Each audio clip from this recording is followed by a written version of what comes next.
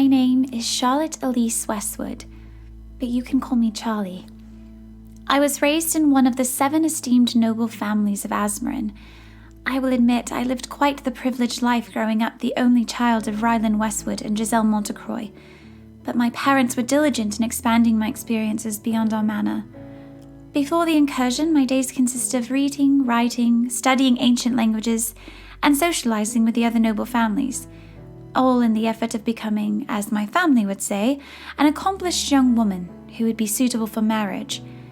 Yet, even with the pressure of being the last Westwood, I felt an undeniable calling elsewhere, a duty beyond that of an overqualified housewife. Through the years, I began to appreciate the beauty in all of the creatures with whom I shared the world. In an effort to honor the abundance of life around me, I took an oath of pacifism at a young age. Violence only begets violence, and I refused to take part in perpetuating that cycle. This oath came under test as my home was ravaged by other planar creatures, but I stand firm in my commitment to peace. Despite the terrors that any one individual is capable of, there is good to be found in every sentient life. It is a gift to see the potential in others, but it is an even greater gift to help them see it within themselves.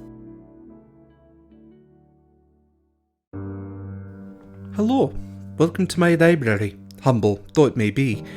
My name is Tyrion Cariadis, and I'm pleased to make your acquaintance. My story? Well, I was born here in Azmarin, in the Scholars' Village. My father was a learned man of the arcane before he passed, and I found myself inspired to learn all that I could to follow in his footsteps. Magic has always fascinated me, and I endeavoured myself, as I do in most things, to be my utmost best at it. I devoted myself to the Temple of Ioun, and all the knowledge contained therein. When not sleeping or tending to my other duties, I was sure to be found within the temple's wondrous library.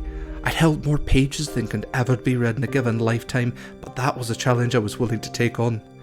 I was excelling in my studies, and the future seemed open with potential. I had hope, I had possibilities, I had a plan, I still remember the smoke and the heat of the inferno. The Scholars' Village burned. We didn't know it at the time, but a devilish incursion was taking over the city. We did all within our power to rescue what books and knowledge we could, but we lost more than we ever dreamed. The temple burned along with the library. It's all gone now. My mother died in the fire as well. Had I known, in my anger and pain, I looked for a new purpose, a new path.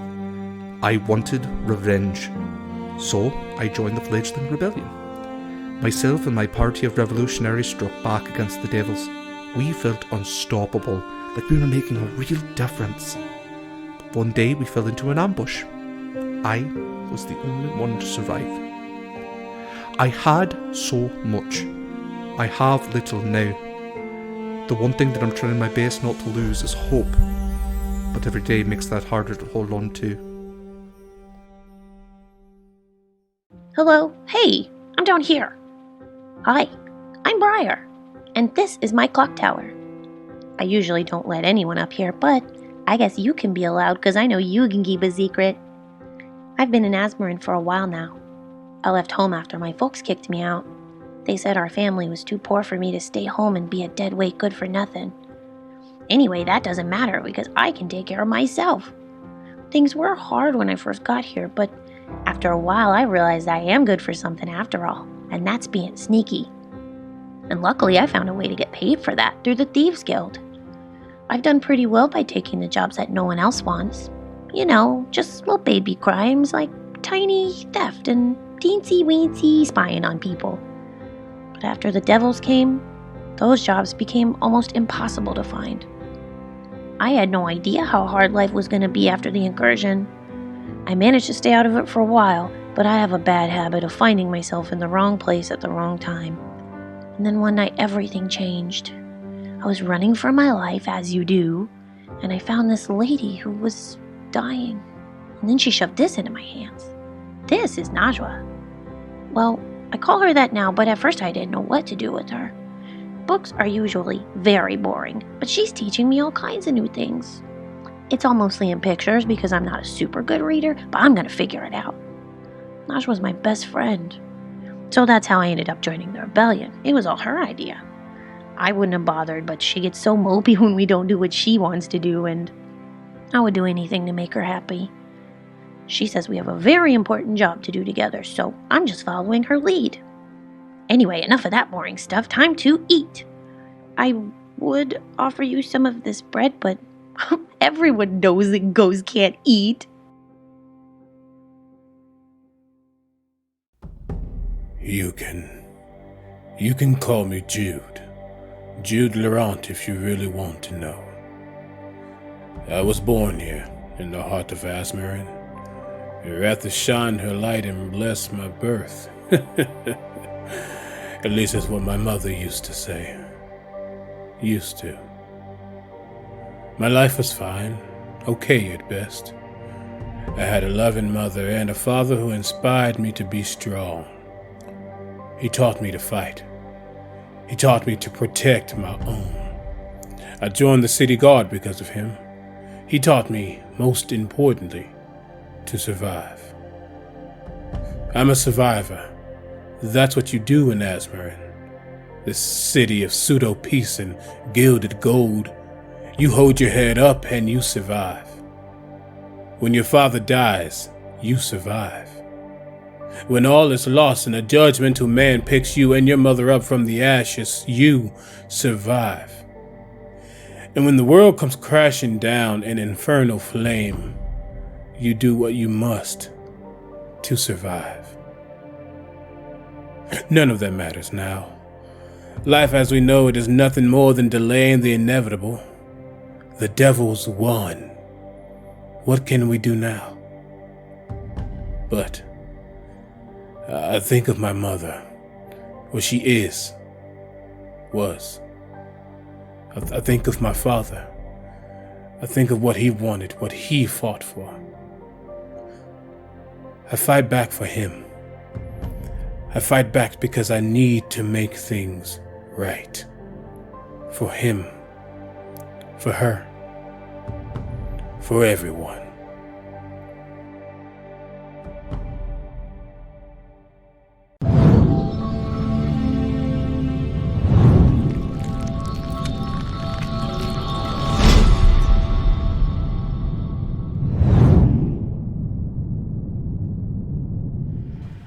Welcome to the stream. Hello, everyone. Today is session 9 of technically 13. It is our mid-season finale. I don't know. There's a wedding today, y'all. It's gonna be great. Would anybody like to volunteer to give the recap? What? CB. I am shook at that. I always make you do it, and I want to give someone the chance to relieve you. Or let you volunteer. So it's actually, you do it, it's your choice, not mine. It's okay. I'll do it. Okay. Wow. First of all, everyone looks stunning right now. But first and foremost, what had happened was, basically, last episode was a big old let's prepare for the upcoming battle. So it spanned throughout a couple of weeks. What kind of happened with every character? Let me try to do cliff notes. Jude decided to train some new folk as a former soldier and captain of a guard, just like his daddy. He led some of the younger ones to show them what it's like.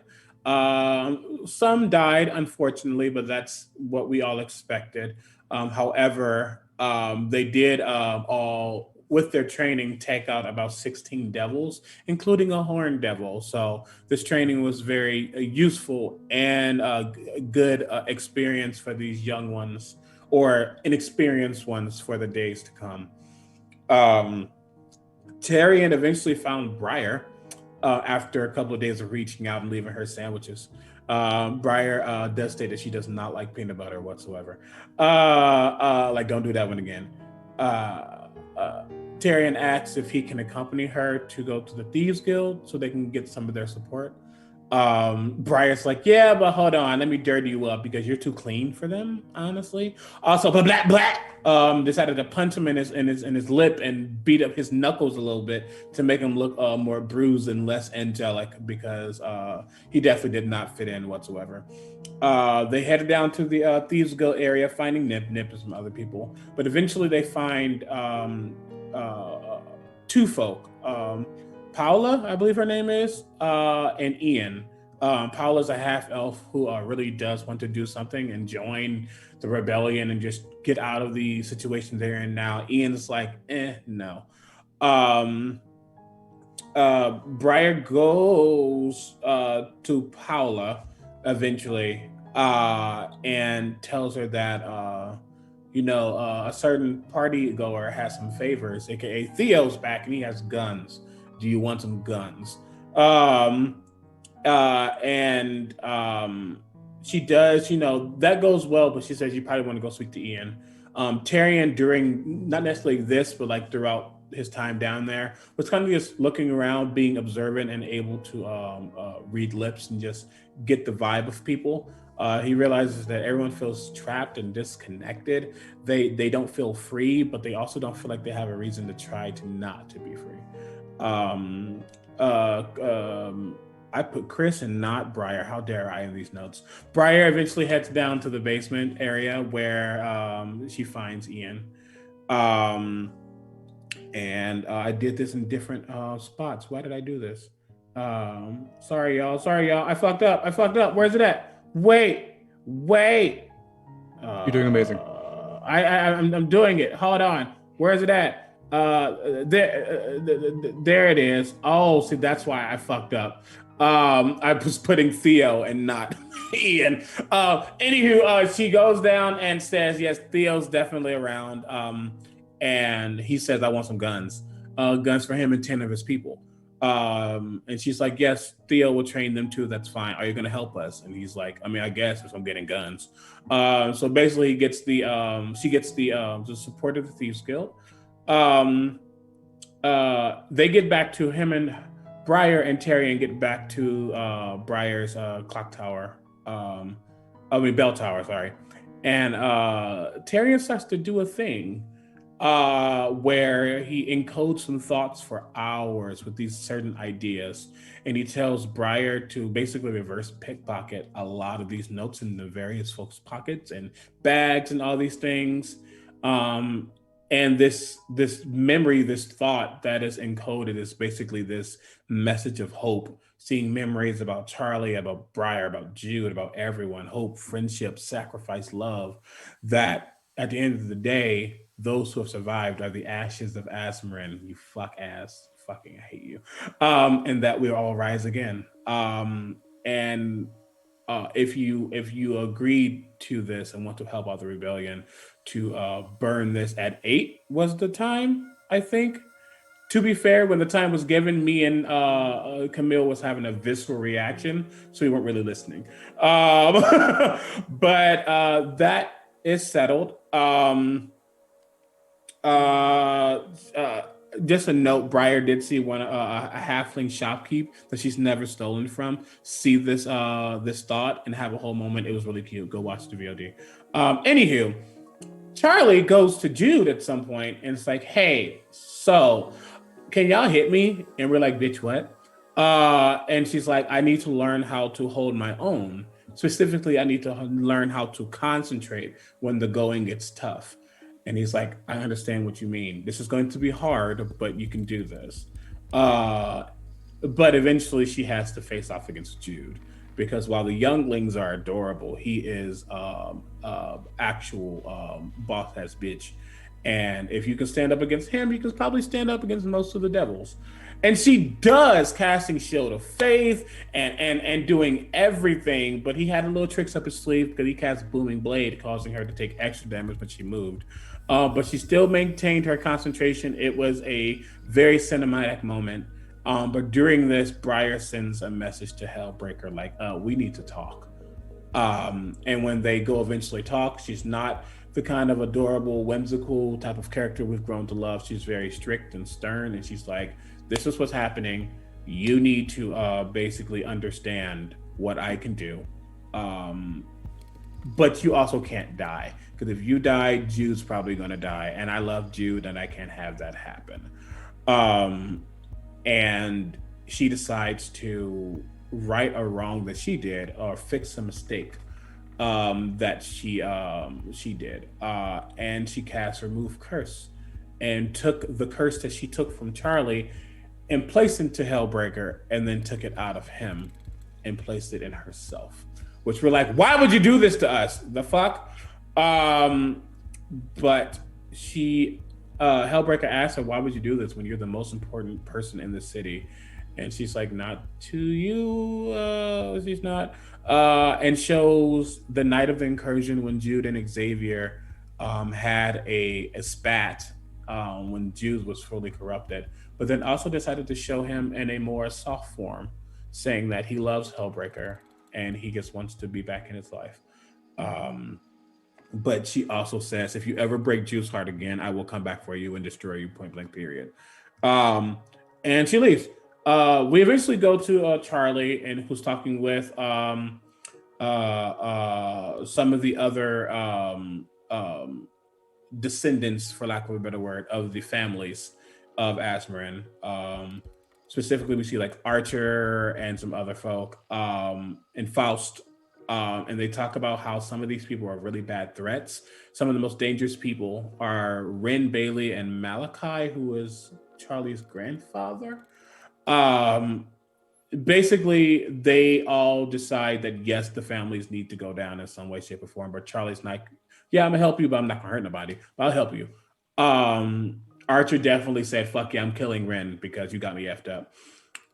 We all end up going back to the bell tower. And when the clock tower finally struck, we start to see all these plumes of white, blue, sparkly magic, which Jude is like, what the fuck is that? And in my Terrier voice, he's like, that's hope. And he's like, that's not hope, that's magic. But while this was cute, that also said one big thing. They've all chosen a side and they've all sent a message, whether that's good or bad. But the end game is officially now. The bells have been tolled. It's time to start fighting. But Jude says, even through all that, we can still hold on to the good. And knowing that Tyrion and Charlie both had a lot of love for each other, why not make that more official than they already have? Let's have a wedding, y'all! And Jude offers to officiate the wedding. It's going to happen in a week's time. And before I'm done, I have to mention that we go back to Tyrion's place with Tyrion and Charlie. And Charlie, assumes that, Tyrion asks about Nakir, and Charlie assumed that he made good on his word. Tyrion said he spoke to Najwa and said that he might needed to clear the air with Nakir. Charlie does try to reach out to Nakir, and while she does, and Tyrion's holding her, they're both put into this vision where they see Nakir get the last two Delaney children, but unfortunately a pit fiend came around the corner and killed him before they can get away. That was including Olympia. But at some point, whether it was real or not, time in reality is a fickle thing. Nakir and Charlie did lock eyes in his last moment. She's sad. Everything's sad. But it won't be sad anymore because it's wedding time. I'm done. Those are the notes. Thank you so much, CB. That was great. We ready for a wedding, y'all? We're actually not ready because there's a lot of things that we have to do before this wedding starts. Mm-hmm. I'm going to first take us to Tyrion. Tyrion, the very last thing that you did was leave. Yes. Where did you go?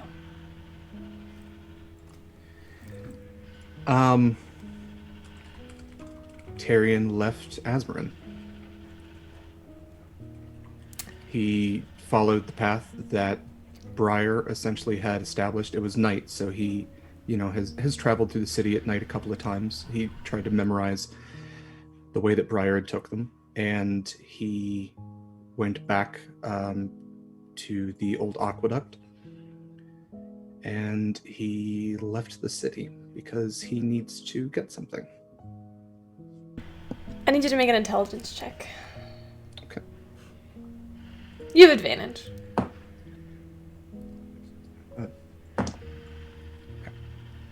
So that is a 21. You are able to very easily remember the paths that Briar took you all through, and before you know it, you find yourself walking through this aqueduct. It is late at night. Are you doing anything while you are making this journey? He's on a mission right now. I realized that he would probably have to pass through the Thieves Guild. He's not really interacting with anyone more than he has to. Yeah. He's keeping his hood up. He's just trying to keep a low profile and just trying to move as silently and quickly as possible.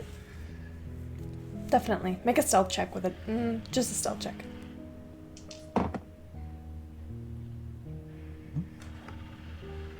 It's an 19. Okay. You feel pretty well hidden, pretty quiet as you make your way through, and before you know it, you are into the aqueducts.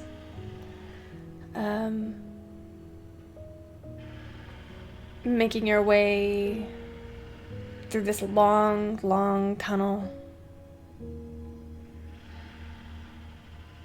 It's nothing but you and the silence here. Yeah, he definitely has his thoughts, but there's a single thought that he's focusing on. Because I don't know if we mentioned this off stream or on stream last, but About the month? Yeah. Yes, it was on stream. Okay. So yeah, So you get through this tunnel, past the rotting. I think at this point they would be gone. There's nothing there where the aboleths were slain. right. Do you swim across? No. He does have he has water breathing. No, he'd probably use his wings to fly across. Okay, that's fair. You fly across the water. Are you sure you don't want to do that on the way back instead? He is going to take probably a short rest. It's a long rest reset. Is it a long rest? It is a Okay. long rest reset. Then yeah, he's fuck. And he's gonna have to swim. Yeah. The water is disgusting, to say the least, and as you make your way across, it is almost impossible not to want to retch, but you make it across. And out of the tunnel, and out into the warm night air. Outside of the city. It's... it's quiet, it's dark. Make a perception check. We'll see what I roll first. I'm gonna stop using that die. It's rolled 17 3 times in a row. That's unfair. So I think he has he does have a passive perception of 17, if that helps. It's not a passive thing. This is what you're actively looking That's for. That's fair. That is a 16 then. Okay. You look out and you see the city. It's stunning. It's your home. It's where you were born and raised and where you learned magic.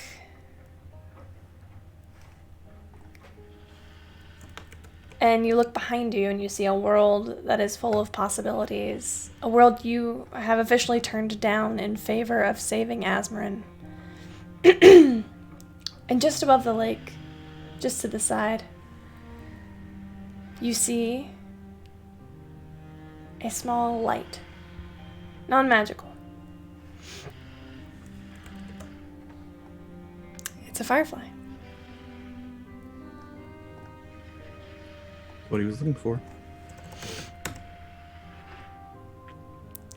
We'll say for the sake of narrative that you are able to catch it. I was gonna say he would use probably Mage Hand. Yeah. Yeah. Just give me one dexterity check. I want to see if you can catch it without hurting it. I will use an auto crit for that then. Okay. Do you want to use 3 advantages or an auto or a crit?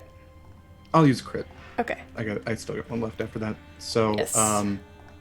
that's a 22 then. Sure.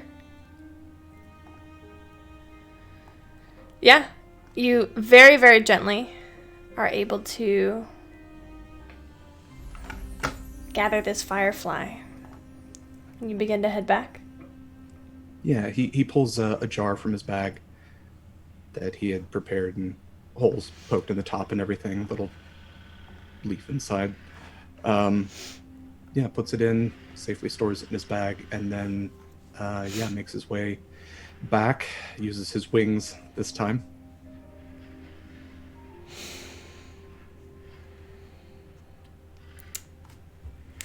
I'm surprised nobody's trying to corrupt this. No, we have a whole wedding today. No, I veto corruption today. Corrupt the wedding, everybody. This is a beautiful moment. Save it for the other beautiful moment. Oh my god!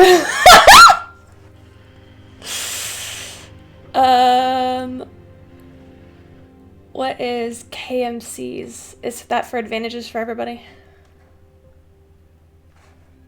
I think. Okay. Thank you, Kayla.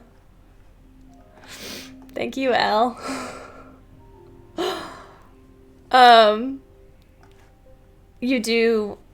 You are able to make it back. Your pending future in front of you.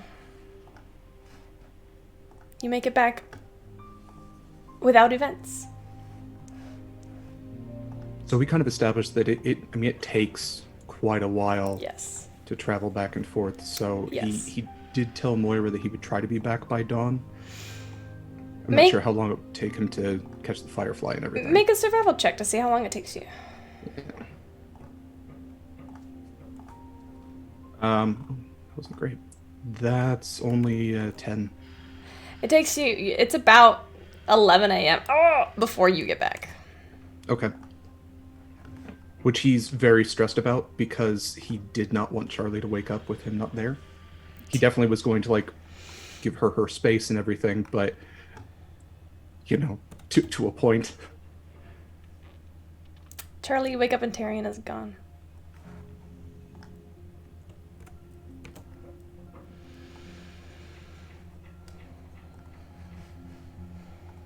Did you leave a note? Oh my gosh, what happened? No, he did You not. didn't leave it. Great. I left a wonderful. pseudo-dragon. I did not leave a note. I will turn to Moira. Moira, where's Tyrion? He said he would be back. When? When was this? Last night. Last night? Okay, sending. Tyrion.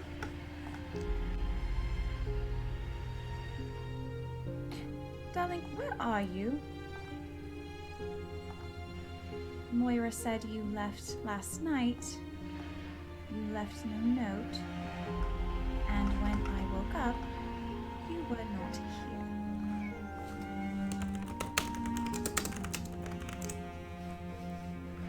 Joshua, are you here?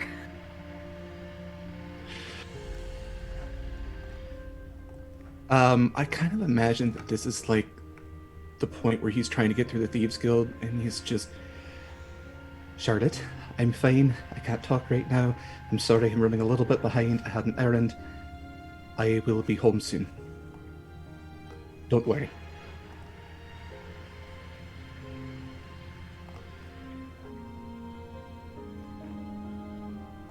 I'm cast sending again. Okay, but how long is soon? This feels very married couple right now. Considering everything happening right now, I would appreciate a bit more specificity, please. 3 hours tops. 3 hours. Considering everything, I'm trying to move quietly.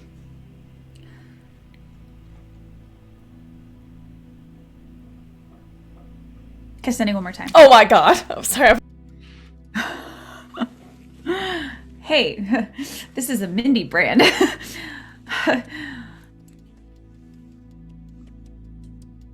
In 3 hours.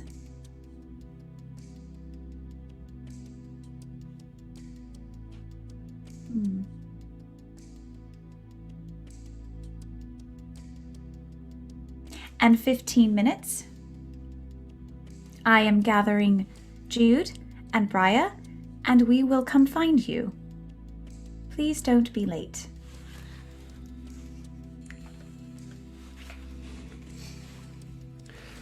Noted. I'm fine. Have some tea. Have a nice morning. Don't forget to feed Moira.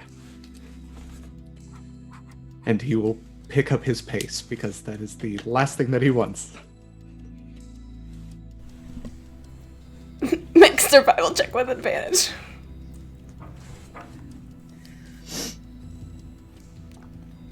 Not 20.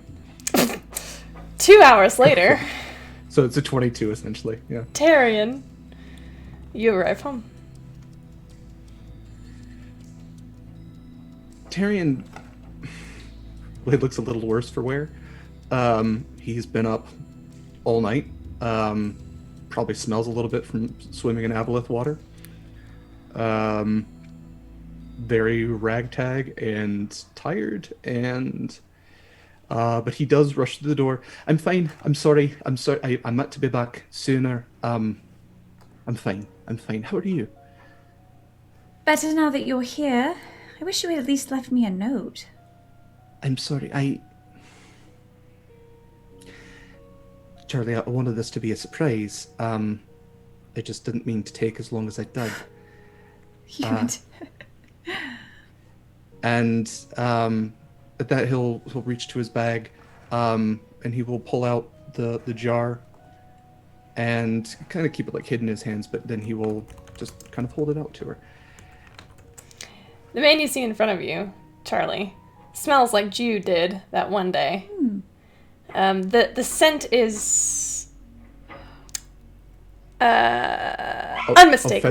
unmistakable. But here he produces in front of you a jar, and there's just a leaf in there. You brought me a leaf? And then it starts to glow. Oh. I will reach out and take it. Happy Firefly Moon. I'm going to go wash up. I was gonna say I would give you a kiss, but you. Right. Save it. I'll save it. He will kind of try to edge around the room as much space as possible. Charlie, one of your many tutors' voices rings out in your head about the Firefly Moon, the month that you are currently about to be leaving. The most interesting myth that surrounds this month is that if a firefly is captured and delivered alive from one lover to another, then the bond is sealed, sanctified by the small creature. And it's alive, right? It's alive. For now? Okay, great. Well, it's great. I For mean, it has to be now? delivered alive. If it dies at some point, it doesn't matter. It's already been delivered. Perfect. Okay. I'm going to She kills it. just kind of I'm just going to kind of watch it for a little while. And then I will find a nice little, I imagine it's like a new centerpiece for a little table. And I will teasingly turn to Moira, and it's not food. No. Oh. But I'm sure I can find something better for you, and I will find a little treat for Moira. I don't know what pseudo dragons eat. I mean, she's a familiar. She doesn't even have to. She Yeah, I doesn't was really about to have to say. eat. But it's like you don't have to eat, but like it's fun or nice Right. or It's a pet. comforting. I don't know. It's more for us than her. It So is. there are so many things that are going on in preparation for this wedding. Does anybody want to talk about any of them? Or do we...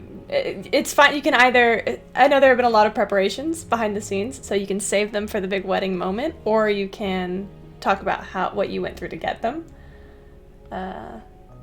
It is up to y'all. So maybe before we even do that, we do still have something to check off on the whole preparation list. We still sure. have to worry about arms and armor. So Pre-prep. Right. right. And I think for that, Jude would be probably best, and if he's cool with it, Tyrion would want to accompany him because Tyrion has a special request for any smiths that they find. Okay. Yeah, that's fine. Jude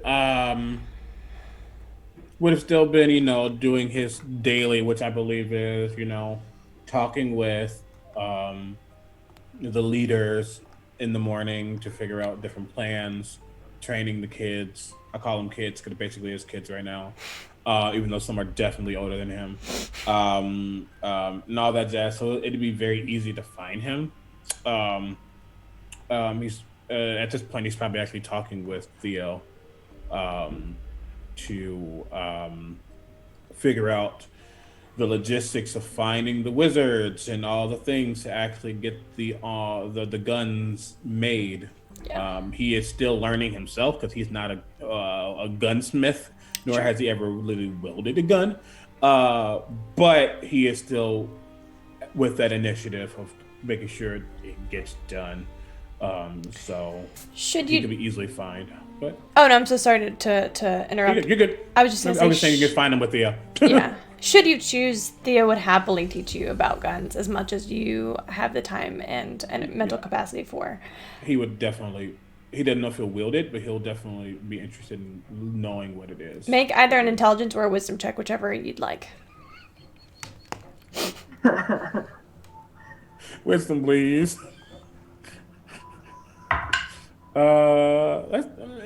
I'm gonna keep that as the 13. Total? Okay. You feel like you're getting the hang of it. You seem to be. He mentions that you're learning at a faster pace than most people. Oh, well, yeah. He's like, I don't know what this is. This a bullet? Okay, learning, but as I assume Tyrion walks over, he's like, I would appreciate it if you don't get shot before your wedding day, so please be careful. Well, I'm not messing with these. But thank you for the concern. Tyrion, Theo. I hear congratulations are in order. Yes. Thank you. Very well. We could use some hope like this. I was wondering if perhaps, I know you wanted a small ceremony, if you'd be willing to have it at the Basilisk and the Bastille. I am realizing now that we didn't have a location planned, so yeah, yes. I think that would be best. If anyone has a passive perception of 15 or higher, you just hear as Jude swallows his anxiety down. But he's still working as they talk. I suppose my only other thought was Briar's clock tower, but I'm not sure that that's particularly structurally sound for more than 5 people on that top Not up floor. to code. Not up to code. That's an OSHA violation for sure. Yeah, Theo, I think I would appreciate that.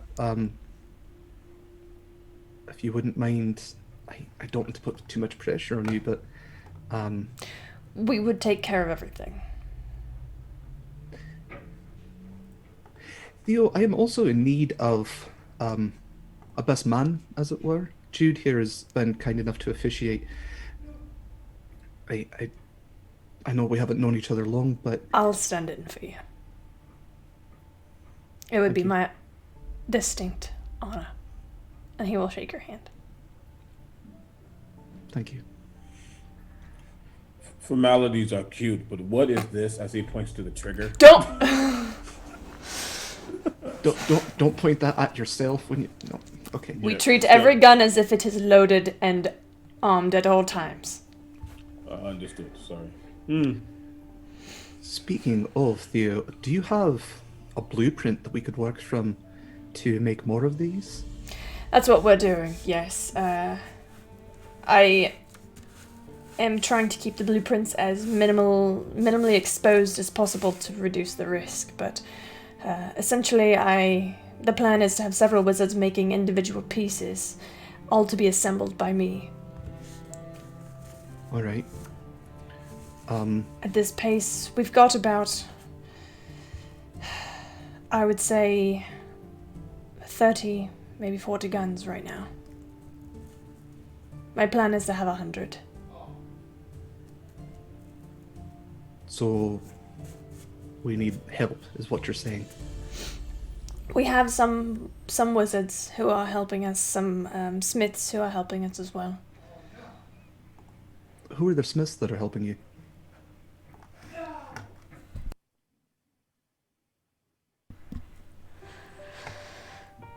The smiths, that's a great question. Let me pull up my arcane reference guide. Because guns are going to be great, but I think we're also going to need other things. Jude, you're particularly talented with martial weapons. If we could ask these smiths to make other things as well, I think you'd be incredibly helpful with that. I think, if I'm understanding correctly, as he's still fiddling with the gun, but it's not pointed towards him right now. He's just like understanding what it does more. The point is, while the devils have swords and glaives and things, they understand the martial. They have never seen such a weapon like this. They won't know how to defend against it. Not to mention they allow our people to be at range, out of harm's way. That's a good point. I'm also thinking about armor, however, just in case they do become in range. Hone is helping us. Homesmithic law. Is there a particular need that you have for armor? I didn't realize wizards. Not for myself, but I do have a particular request, if you wouldn't mind passing it along. Certainly. And Tyrion does have a small diagram kind of jotted out on paper with descriptions of exactly what he wants. He will hand that over. If you could have this, I know it's a lot to ask, but if you could have this within the week, that would be incredibly helpful. I'll see what I can do. Thank you. I say, dude, trying to be funny, as I'm still probably looking at like the barrel and just like feeling it. Oh, he's getting married and now he has special requests. What else do you want? A brunch? Yes, Jude, I want a brunch. You know what? Brunch is lovely. It's fine. It's fine. I For later. particularly enjoy brunch as well. Don't give in. It's a bad idea. Theo winks at you, Tyrion. The dark side of brunch. Either way, while we are all excited about that, let's focus. It's armor, guns. I don't want to put more on these people than they can handle. To be overbeared would be worse than to have nothing. True. So, speaking of you, Tyrion, I've trained people in the martial. I can do that quite well. Have you considered taking time for those who don't know how to use a sword but would rather use a book? Or perhaps those who might have their own innate abilities? I'm sure you can coax something out of them.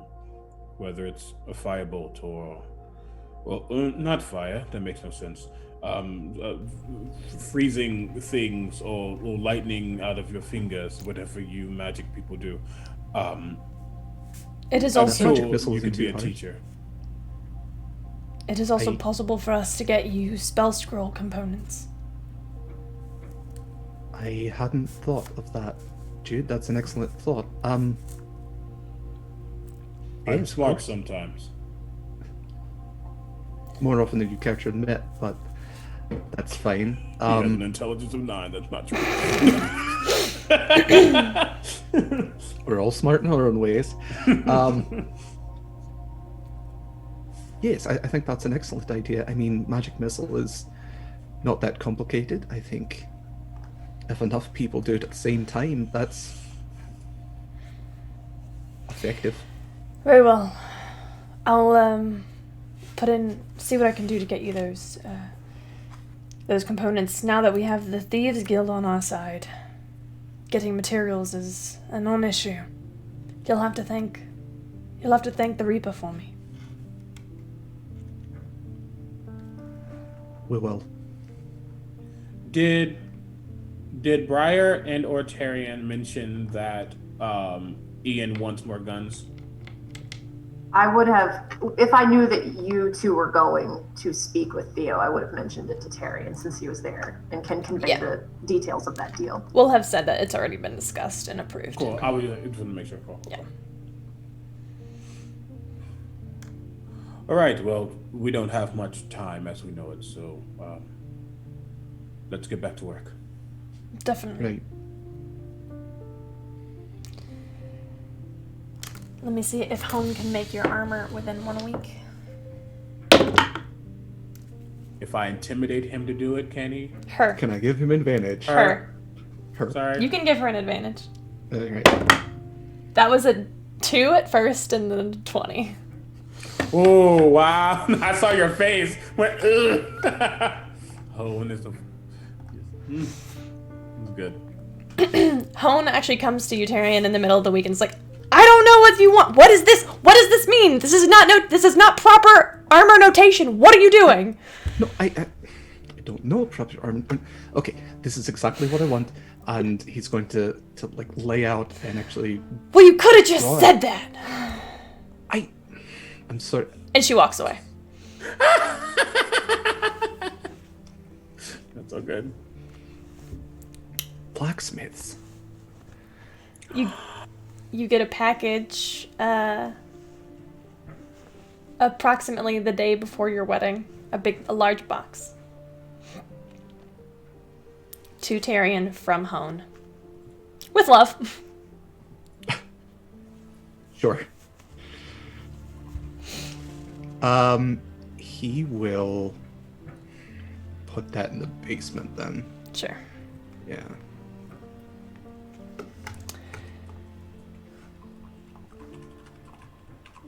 So as the days before the wedding come, the rebellion is busying itself with 2 important tasks.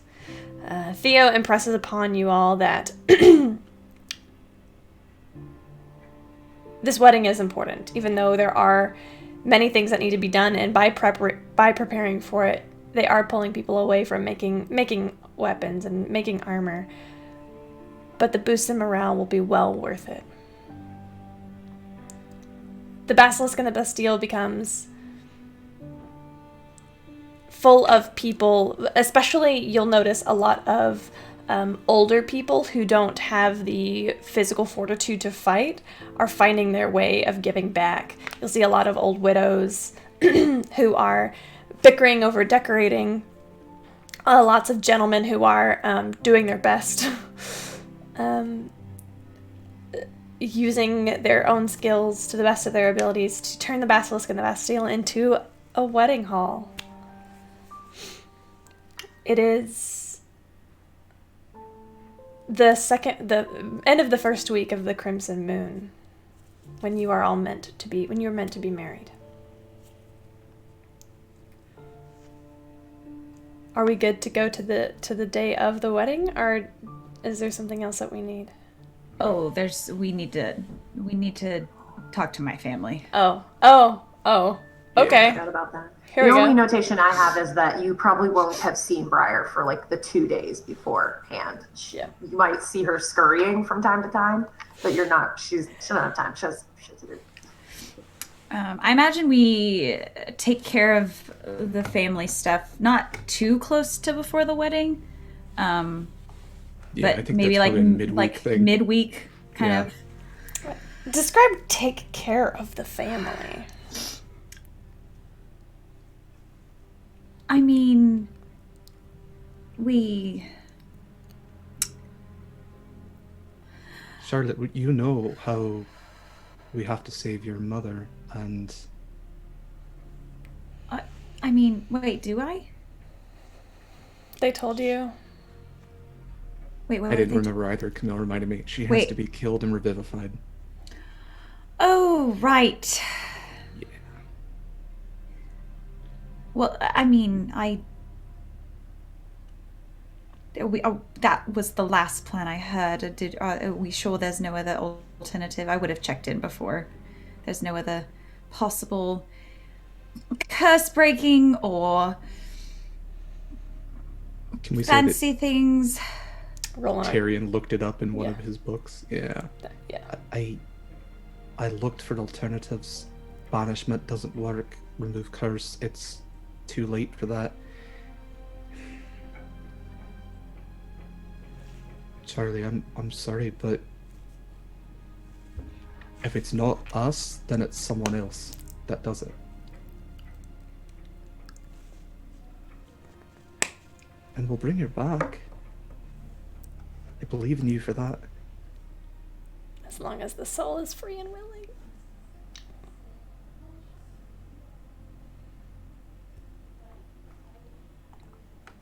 That's up to you.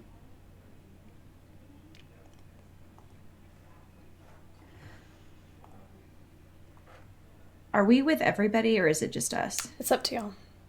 I would imagine if we are doing this, we're taking everyone. Yes. I was In going to our actually say that. because there's I mean even if I was willing to throw down some damage, I don't know if I trust Devil Mom. But you don't want to send the two people with 12 AC into combat alone? What are you talking about? I think we'll be fine. We'll be I'm just great. gonna keep healing us until I'm out of Jude spell shows slot, up. and then Until we'll die. Jude shows up. Until she Until does Jude, it. until Jude, we may have made a mistake.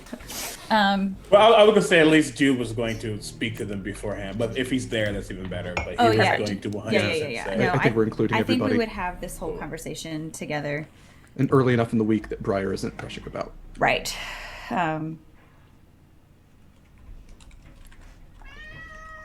Najwa is walking around in a slight state of distress. Luckily, Najwa's duplicate isn't walking around my place right now either. So many Najwas. So many. She can complain Tyrion in has stereo. mentioned- Don't worry. Tyrion has mentioned to Moira before, just steer clear of Najwa. Don't interact. Stay up. Yeah. I will admit there is very little, nothing, in fact, that I like about this. But Tyrion, if you are sure this is the only way. I couldn't find any other. I will glance between primarily Jude and Briar.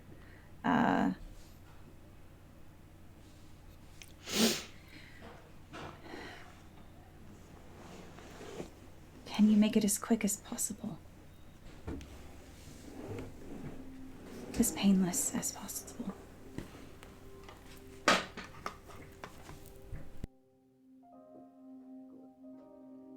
Yes. Definitely. It's very reassuring. I'll do my best. We'll all do our best.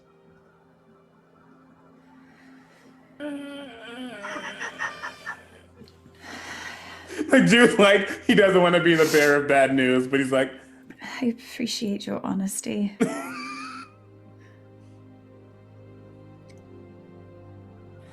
we will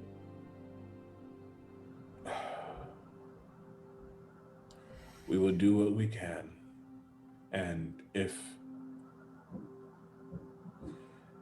it needs to happen, then we'll make sure it happens fast. Though I have a feeling she will put up a fight. I'm gonna need a certain goddess to not look like that when I say that. Please and thank you.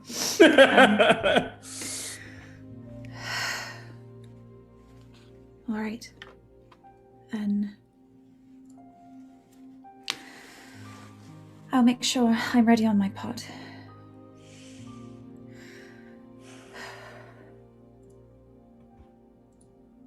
All right.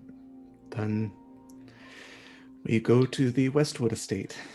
Do we get the impression that this is something we're gonna have to do with my dad too? Unclear. Or unclear? But probably not. Okay, because I know he didn't give. He just looked a little trapped, less than like actually turning into a devil and like clawing at me. Okay. And speaking of trapped, there has been an arcane lock on the front door of the Westwood house this whole time. I mean, the servants could come and go, I guess, if they still are employed and haven't been eaten. Oh my god. You find that your arcane lock has been removed. Magically or physically? Magically.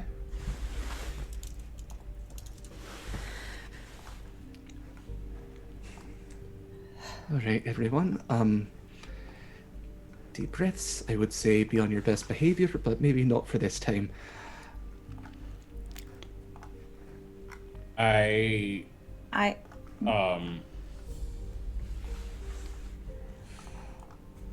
If we're going to do this, let's make sure you're a little more hardy. As my eyes flash with that infernal flame, and you all get aid. Yes. Love it. And mage armor on Charlie as well.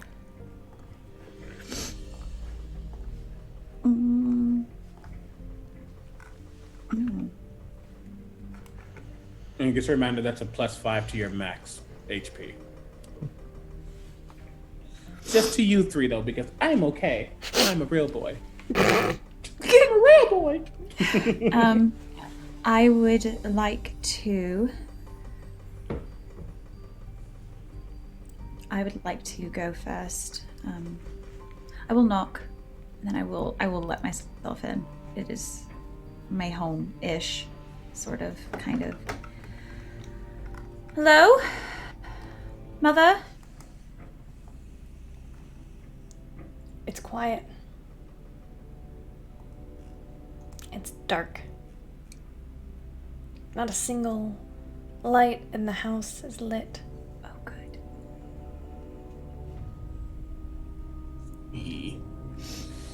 There is a sinister feeling about the house. An emptiness. A coldness. Darkness. As you enter, you wonder if there's anybody even here. And then you hear gentle movement upstairs.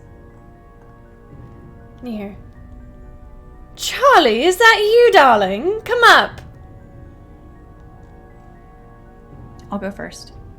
But I'm imagining people are following me. I squeeze on her shoulder really quickly as she starts to move. And I say, I forgot to mention a thing.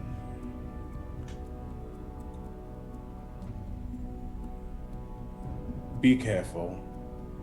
She will hit you harder when I'm around.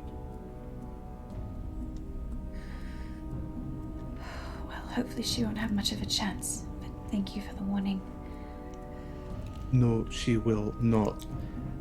And Tyrion will cast Resilient Sphere on Charlie, especially because she's going first. Can you send me the details of that spell in a Discord message? Would love to. Also, I forgot this was a thing that was going to happen when we got to a certain level. Oh my god! So I was like, I guess. It worked so well for us at first, and now it's like, oh, wait a minute. Like a whole nother level. It's fine. This is great. Everything's great. But I will go first.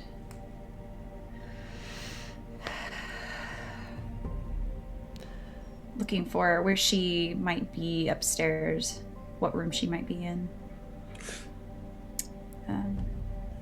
I brought my friends. Okay, hold on. Have some I just tea. read it. Hold on. Laughing. Hold on. Really hard. Hold on. Wait, what? How is Charlie gonna get up the stairs when she is in a bubble? No, they can still move as normal.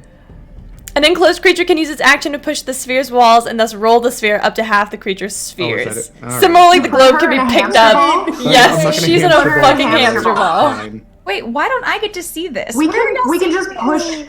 push Charlie up the stairs. Oh my. Yeah, nothing, not physical objects, energy, or other spell effects can pass through the barrier. The only thing that can get through it essentially is like a disintegrate Oh, thank spell. you. Thanks, Omega. Bruh, no, I was like, ooh, I haven't seen that spell really, that spell get used. But it what does it contain- do? And it- I looked and I was like, nah, bruh. It contains the creature. Charlie is All right. stuck within it. She cannot interact with anything. I'm enclosed. I misunderstood it then. Never mind. Okay. I do appreciate it. It was gave me- amazing. I have shimmery armor though right now, so that's fine. I mean, I like the idea though. Let's retcon boy, up in let's this. retcon the hamster ball. It's a solid idea. I can't stop smiling. Oh my god. It was so good. He just wants to keep his bride to be safe. Wouldn't it be terrible if I died before the wedding? We all got dressed up for nothing. You walk your way I'm just saying. up the stairs. When you get a chance, I'm putting I, it in, I see it. I'm putting it in the Discord as well. Do Sorry, it. keep going. Oh my god. You make your way up the stairs, each step creaking as you do so. What's your passive perception, Charlie? 18. 18. The house has shifted since you've last been here. It's been a few months, at least. It's almost as if it has aged several years. You make your way up the stairs, and... Can everybody please read me their passives really quick? 11. 17. 15. Charlie. 18. Okay. Charlie. Charlie. Oh, sorry. Investigation is 16 if that becomes relevant. Oh, yeah, that is. And mine is 19. Okay. Mine is not good. Charlie, there is Charlie, Tyrion, and Briar. You see blood at the top of the stairs. Old. It's been here for weeks, maybe longer. There is a hold on, I'll put it in the chat. Well, gore warning ahead.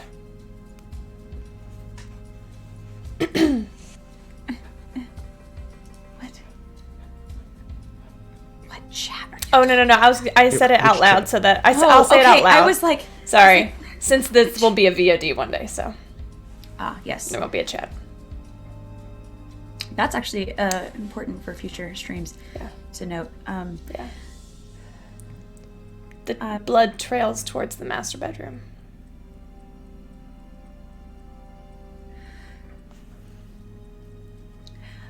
Mother. I'm in here, darling. Come in. I was hoping we could have tea. I brought some friends over. I know it's been a while since I've been able to come by. I will continue making my way towards the room. I'm going to Divine Sense just to see if there's anything else but her. Not behind total cover. Not behind total cover. God. That's fine. When the door opens, I'll do it again. As you make your way, the door is just barely ajar into your parents' master bedroom, the master suite of this house.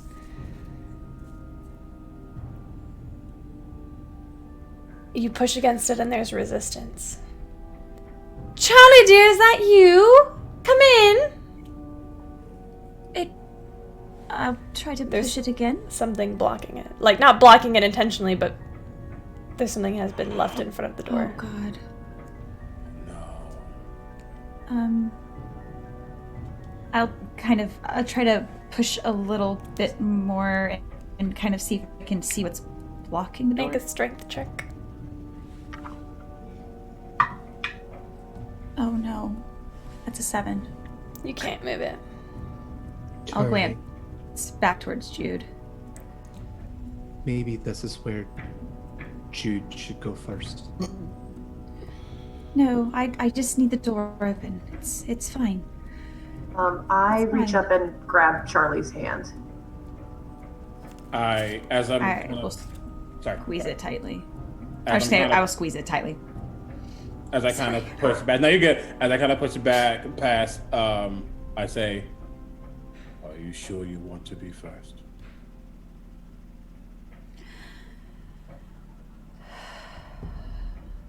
Yes. Arian will take the other hand and hold it I tight. attempt to push it open, and just like Why would I ask you to make a strength check? Make a strength check just for funsies. Just for funsies. that is a 22. Yay! Jude, I get the distinct feeling that you know exactly what's behind this door. It is a. Oh yeah, he knows exactly what. Well, maybe. There is only a. The door is being held in a way that only bodies can hold it open. Mm-hmm. And you push it open, and strewn about this dimly lit room are the bodies of all of the Westwood servants. They are in various stages of dissembly. And on the bed, there are about 3 or 4, and huddled on top of them is a creature. Hunchback. Charlie's brilliant red hair. Her eyes look as though they are splitting open, as if her skin is falling off of her body, revealing blue scales underneath. Her hands have grown past the fingers and come into claws, and her knees and legs no longer bend in the way they used to. There is a knee and then an additional joint behind it, and then claws for feet.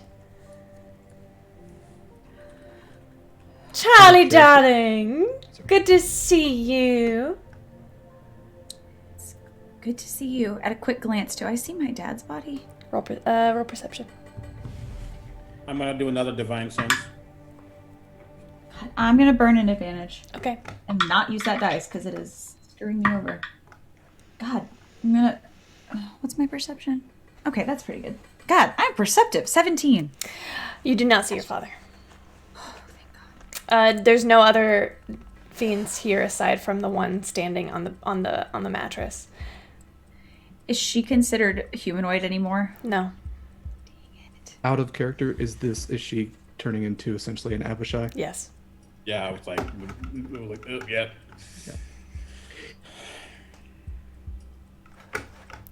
I would.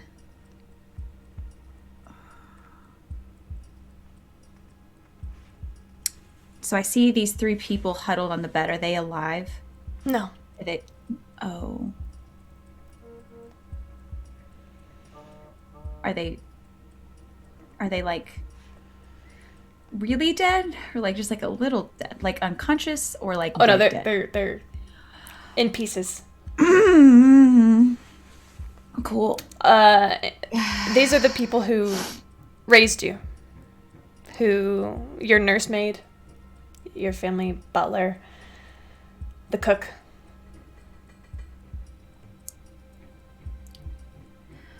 Okay. I would like to.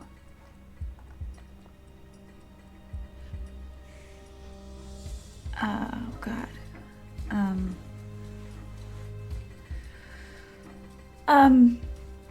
Wes' father. I was hoping he could also join us for tea. Who?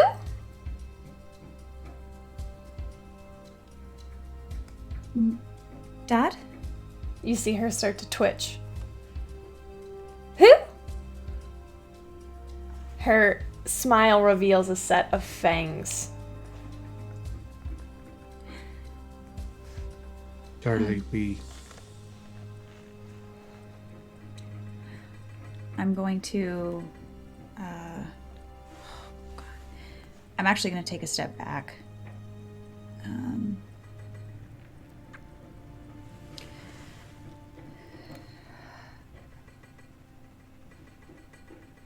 And I would actually like to try to cast Sending to my dad. Because this seems like an appropriate time to be burning spell slots. Because my name is Mindy, and I only know one way to play D&D, and this is it. What does your sending say? Dad, it's Charlie. Where are you?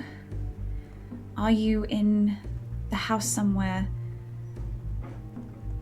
Are you safe? Please respond. There's a long pause as you cast the spell. The creature that was once your mother picks up an arm and begins to chew on it, drooling, frothing at the mouth. You hear a response in your head. No, I've been taken to the castle dungeons.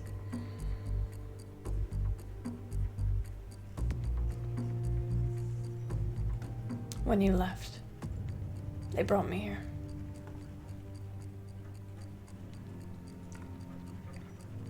I'm going to cast on Tyrion. Protection from evil and good.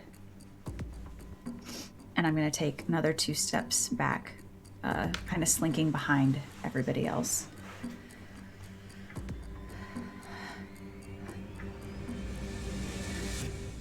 Let's get this over with. Tyrion will sprout his wings. Lady Westwood, we're here to help you. As soon as your divine radiance becomes evident, you watch a shift in her eyes. I need everybody to roll initiative. God, why do I roll so well on things I don't want to roll? All the other stuff. I'm going to use an advantage. Can you put your initiatives in the chat? Yeah.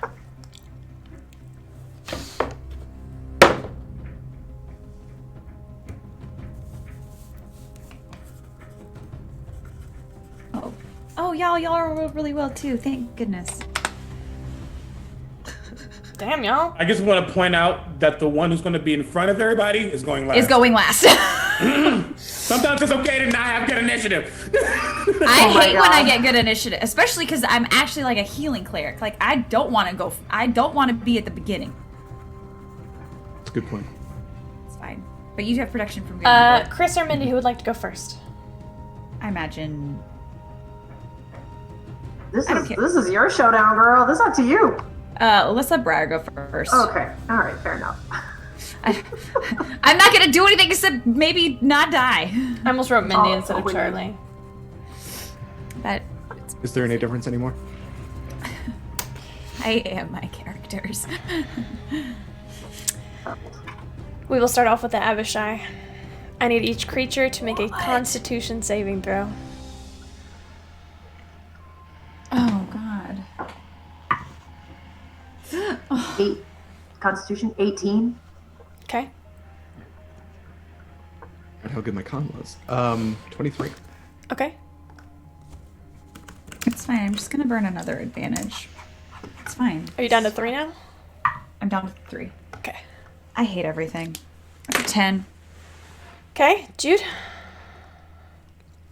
19, sorry. Jude and Briar, everybody but Tyrion fails. You're gonna each take 28 points of cold damage as a massive cone of cold sweeps across this room from this Abishai's mouth, freezing 24 or 28 points of cold damage. Woo. Jesus. Rolled. The save is 20? The save is 20. I just want to say ridiculousness that I rolled that crap on Constitution saving throw for that, but for my concentration, I rolled twice as high. So you are still protected from evil and good. I'm about to do Charlie that only shit. takes 3 points of damage. I will use the Arcane Ward to absorb 20 of that. These lovebirds are cute, but if your fighter goes down, it's y'all fault. This is accurate. Trying to protect the healer so the fighter doesn't go down. You're right on that one. Also accurate. You're right on that one. Okay. Like, Tyrion's got 8 hit points he can give you, but Charlie has like a billion, so... Oh, let's get some combat music. What, that wasn't combat music? No, that was creepy sad.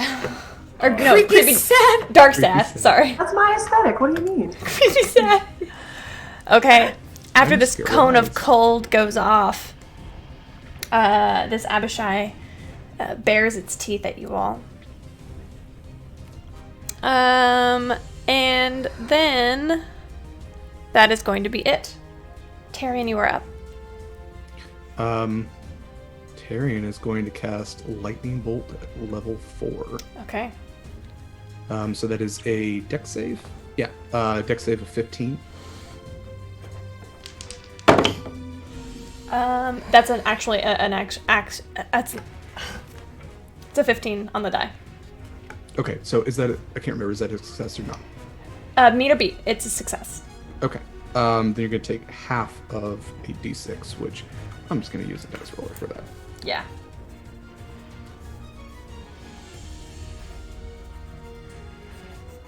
So that's 34. So, fuck math.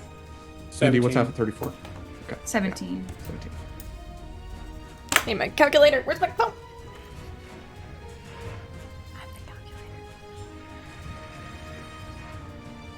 I'm not telling you how many hit points this thing has. Cool. Sorry, actually, add another 2 to that because there's another d6 I forgot to add. Okay. It's 9d6. So 19. Okay. Is that your turn, Tyrion? That, yes. I don't think he has anything for bonus action. Yeah, that's all he's got. Briar? Okay.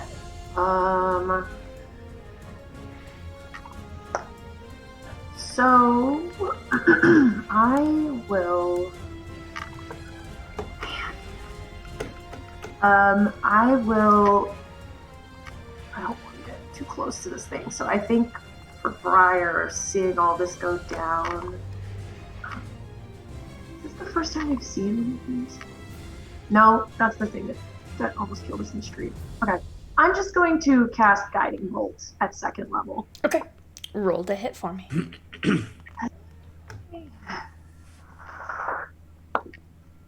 I'm gonna burn an advantage on that, because that's not gonna do it. Okay, that's way better. 24. Oh yeah, that'll hit. Okay, so Guiding Bolt at 2nd level is 5d6, so...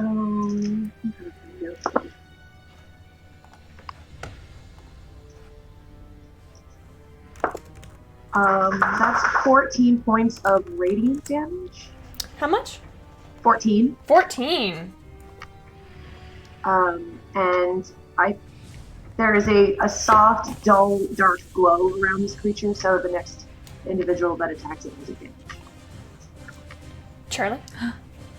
Oh, well, I would like to. No. So, I don't know that Tyrion took the damage from me, but I do see that he's probably looking pretty rough considering he just took at least. He took more than 20. He didn't take the damage; it was absorbed. Oh, absorbed. Yeah. Oh, perfect. You didn't take the. Okay, thank God. Okay, how rough are people looking? Anybody looking terrible? Okay, then I lost a third of my hit points, but I'm fine. I look about half as healthy as I did when we got here. Everybody. Oh, it's not updating on D&D Beyond. I was supposed to say everybody's still in the green on D&D Beyond. yeah, it's not even pulling up for me. It hates me. I'm going to... Well, here's what we'll do this round. Because I still have this pulled up. I'm going to Channel Divinity Preserve Life. Okay. And I will give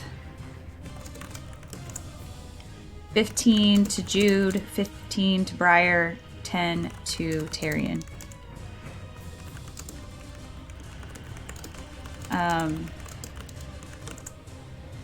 So yeah, I will just take another half step back, and I will rub my hands together and kind of fling dust that, again, is kind of just shimmers for a minute and then kind of dissipates. And there's like a very faint, brief glow about each of you. And then it disappears. And you feel slightly, better, maybe. And that will be my turn, because I'm holding concentration on good and evil protection.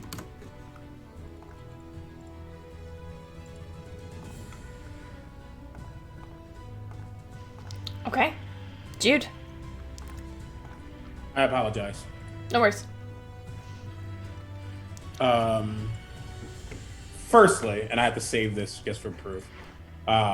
Firstly, he sees all this happen and kind of cracks his neck, kind of like this. Nope, there it is. He says, "Well, this shall be fun. But first," as he starts to walk forward, he reaches out his hand, and you see a almost infernal-like spectral chain begin to form over his hand, and he points it at your mother and says, "Golasha!" As I cast Hex, and wrap these spectral chains around your mother as a bonus action. And after that sets in, I go, "That's more like it. I'm going to attack twice with my action, both for auto crits. Both are second level smites." Okay. With that being said, I've already wrote the damage. Thank you so much. I was like, no, but I'm making sure I'm not missing anything. I don't think I am. No. Okay. That is okay. That is. Do you need to separate types? I do not. Oh. Okay, then. Unless it's fire, lightning, and poison. It's not either of those. That's 114 points of damage. And just so it's known, that was doubling all dice. That was 68 points of radiant, 35 points of slashing, 11 points of necrotic. He said he was going to take care of it quickly. He did say he would do that for me. You have immediately more than... So you do not immediately outright kill the creature. Unfortunately, it's fucking close, though. Jesus H. Christ. It's only because I had those double crits and I had second level spell slots, so I just doubled the dice on everything instead of like doubling. Yeah. Yep. Ooh. And that's slice. Was that lightning damage that you dealt, Tyrion? Lightning bolt. Fuck. Do you remember how much it was? It was 17. It was 17. So it was 19 total. 19. Yeah. Or 17 And points then of lightning. I did forget to add the radiant damage that he has anyway. So Okay. Yeah. Sorry, buddy. that's alright. Oh, it's immune. Unfortunately. Hoop. So it took 8 points of damage then. Okay. It's okay. Jude, what does this look like? It looks like, so each time I slice, you've seen Jude, do his thing. Each time I slice, I've never really explained this. He's not like a traditional swordsman in the sense where, like, he has it here and he's like, yeah. He's always like one-handed, these very fluid motions, very akin to Hellbreaker, actually. I wonder who taught him. But as he strikes, you see those chains of the hex tighten and constrict with each blow, and each time I strike, there's an infernal, for flavoring, infernally light sort of magic that emanates, leaving these glowing marks that dissipate with time. Okay. As it is an infernal hell sword. Beautiful. But, yeah, that's that one. And then and now it's time for her to fuck me up. Okay, let's go. Yeah, nervous. I need everybody in the room to make a dexterity saving throw. Don't forget that +4. Okay. I'm gonna use an advantage. Oh my gosh! Oh my gosh! Much better. I rolled a nat 20. I got 25. I'm feeling emboldened by the swiftness with which Jude is handling this as he promised. And it is bringing me some sense of ease that maybe we can do this as quickly as possible. I want y'all to know that's honestly the only reason I somewhat roleplay Jude as powerful in that right, because he can do 100 points of damage in one turn. That's fair. It's so bad. So good though. Did anybody roll below a 20 on their dex save? No. Tyrion, you're going to take 59 points of lightning damage. The rest of you will take a total of 30 points of lightning damage. As chain lightning erupts from this creature's hands. Oh my god. Is everyone still up? That hurt. Oh, that hurt. I'm glad I used that advantage. Shit. Yeah, same. Yes, still up. You said 30. Yeah. I would have to. I gotta roll a 15. Oh, I need to roll. Yeah. Advantage. Ooh, I don't think I can. I can't save. It's 25. Oh wait, no, I only took. No. You only I took took- 30, so you have to I roll a only took 30, 15. 15. If you roll a 15, yeah, I'm dead. I can math. It's fine. Oh, I rolled a dirty 20. That's Warcaster, y'all. This is what I trained you for. Yes. I've been training for this moment my whole life. And by that I mean that day. If That Tyrion one has time. protection from That evil one and good, does time. that give him advantage? No. Doesn't, unfortunately. It only gives disadvantage on attacks against you. I was looking. And it's like charmed and frightened and that sort of thing. Yeah. Okay. Yeah. Oh god. And then, as a bonus action, Okay. Alright. Now that's just rude. Fine. We were just trying to have a good time. I was gonna bring you back. I think you're gonna like this though, Oh, because she is going to attempt to flee and provoke an attack of opportunity from Jude. Oh yeah. Do oh it. yeah. Get it. I'm using an advantage just because fuck that. Do That's a it. natural 20. That was a 2 and a natural 20.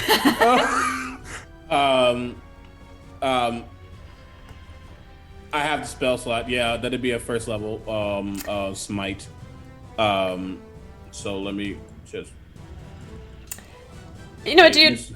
Don't roll. Are you no? You want to? Do you want It to? might not kill it. You want to roll? Go ahead and roll. Go ahead and roll, sweetheart. Roll. I'm just saying. Roll. I don't want to be that person. I'm not that powerful. It might not kill it. You never know. Exactly. I never know. Sorry. I apologize. 1, 2, 3, 4, 5, 6. You mean you didn't have these all pre-rolled this time? I didn't. I really did. Not this time. 1, 2, and then 1, 2, 3, 4. Dice rollers are the bomb, y'all. It really is. I mean, rolling a lot of dice is fun. There we go. It is, but it's also stressful. Okay, yeah. It's 62 points of damage. Okay.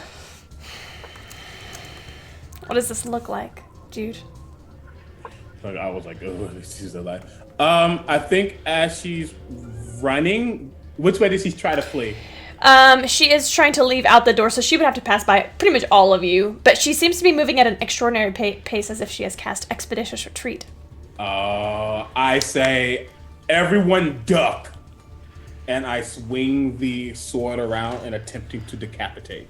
Well, attempting to strike and probably ended up decapitating. So what happens is you strike and you get all the way through her neck, and she slams back down onto the floor. As she lays there dying, Charlie, she begins to reach for you. Charlie, darling, help me, please. Is she still alive? Is this like 0 hit points, that kind of thing? No, this is as she's dying, and then the blood continues to drain from her body, and she goes limp. I will kneel beside her, take her hand. I will reach into my bag and pull out some diamonds. And I will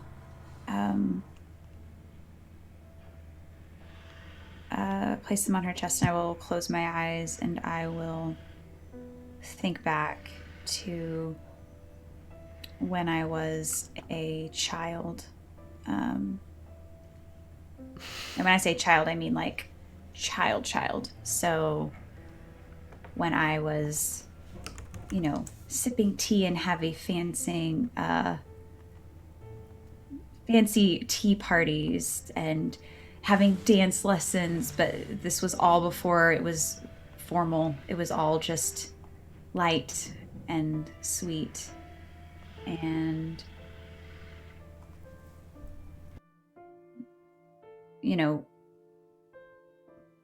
she loved me in her own way.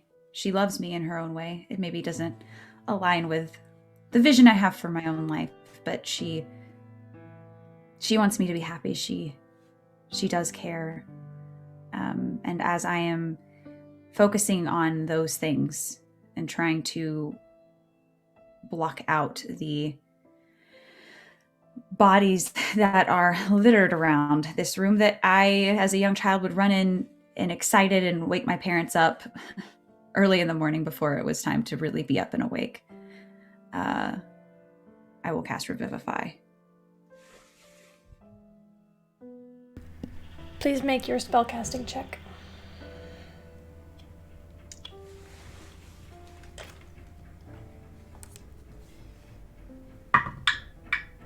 As this is happening, I'm sorry, do I see the same orb of light that I normally see? You see two. One that is a brackish red that begins to sink down, and one that is bright white that begins to rise up. So is it just my modifier? Spell or is it my spell attack? It's gonna be modifier and proficiency, or just modifier? Modifier and proficiency. Okay, so like a spell attack. Okay, that'll be a 19. Let me make sure. If not, it's a 16. Okay, then I don't want to find. Yeah, you don't add your proficiency. Okay, so 16. Okay.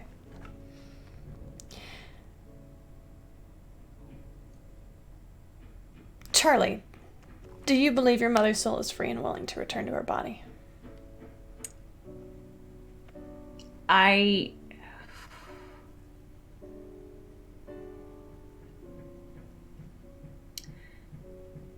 Is or was she aware of what was happening?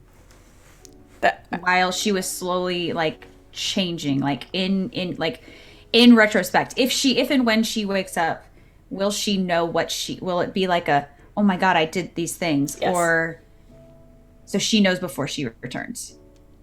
In this. She knows what she's done. Yeah.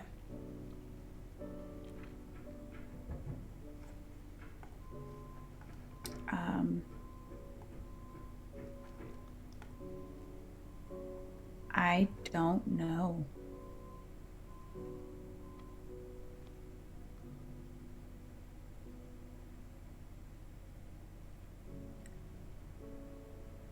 Can you roll for it? Are you sure you don't want to roll for it? You can roll for it.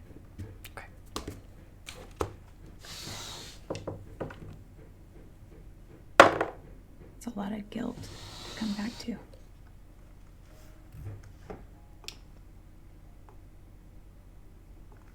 Charlie. It is a lot of guilt to come back to. And for a moment you see, as you were casting this spell, your mother's face, darkness behind her. She gives you a soft smile as you are pulling her, attempting to swim towards her to pull her back from wherever she's going.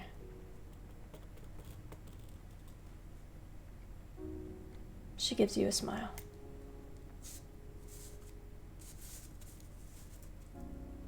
I knew you would try to save me. I'll reach out a hand. She'll take it. You can come back now. Now or later, the future of my soul has been decided. I gave it for you, and I would give so much more for you. You have been my entire life, since the moment I first held you. You can come back. We can find a way to fix this. I made a deal, Charlie.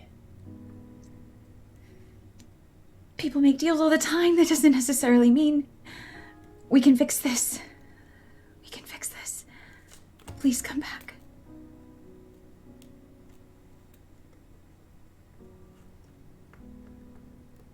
You don't need me. Not anymore. I have to face what I have done.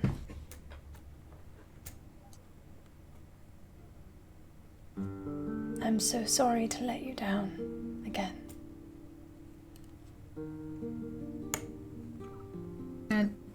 I'm gonna try to pull her in for a hug. You're able to.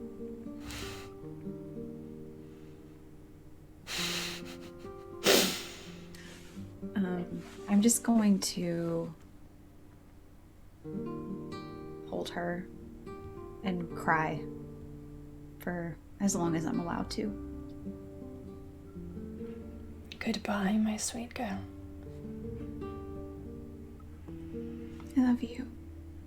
And I love you. I am always with you. Always. I know. As she gently lets you go, she turns her back and walks into the darkness. And Briar, you watch as the soul sinks back down, following the red orb as well. And that Back down into nothing or back into the body? back down into nothing. Okay. Like it falls apart and the mist rolls down. And that's where we are going to take our midway break. I love you all dearly. I'll be right back. Oh. Oh, baby, I love your madness. It's so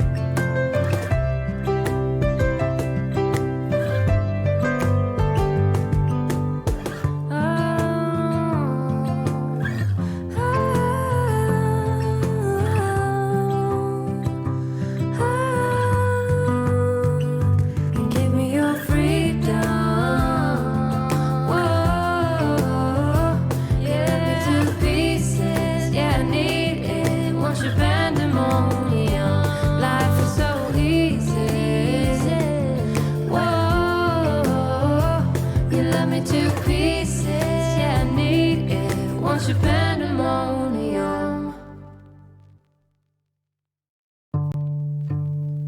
Oh baby, I love your madness.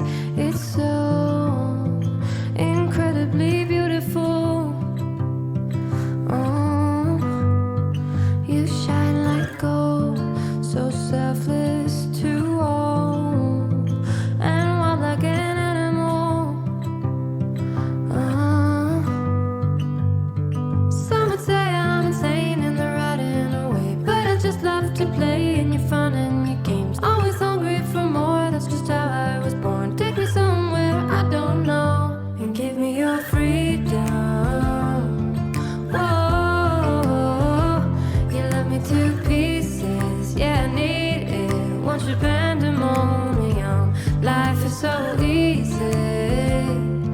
Whoa, you love me to pieces, yeah, I need it. Want your pandemonium.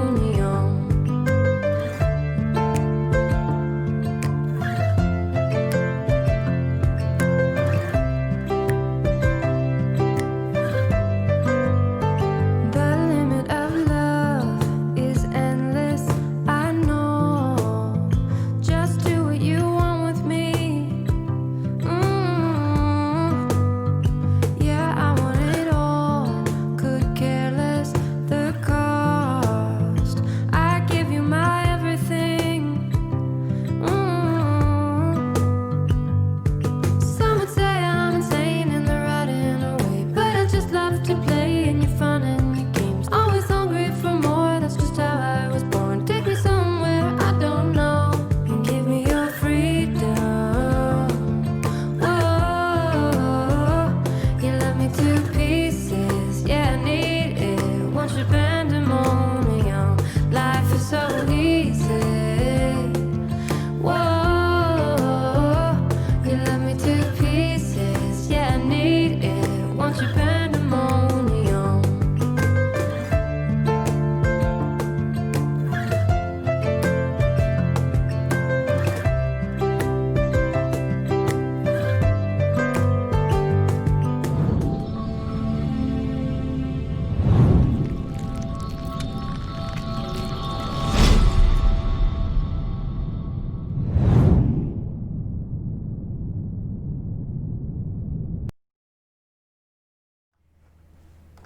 And we are back, friends.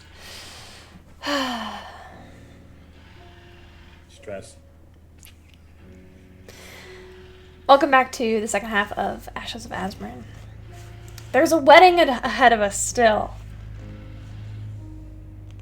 Charlie, you, Ashes of Azmarin party, you retreat from the Westwood estate.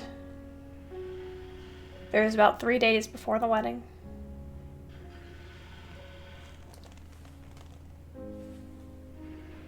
Charlie, I'm assuming that you need some, as you said, time to recover.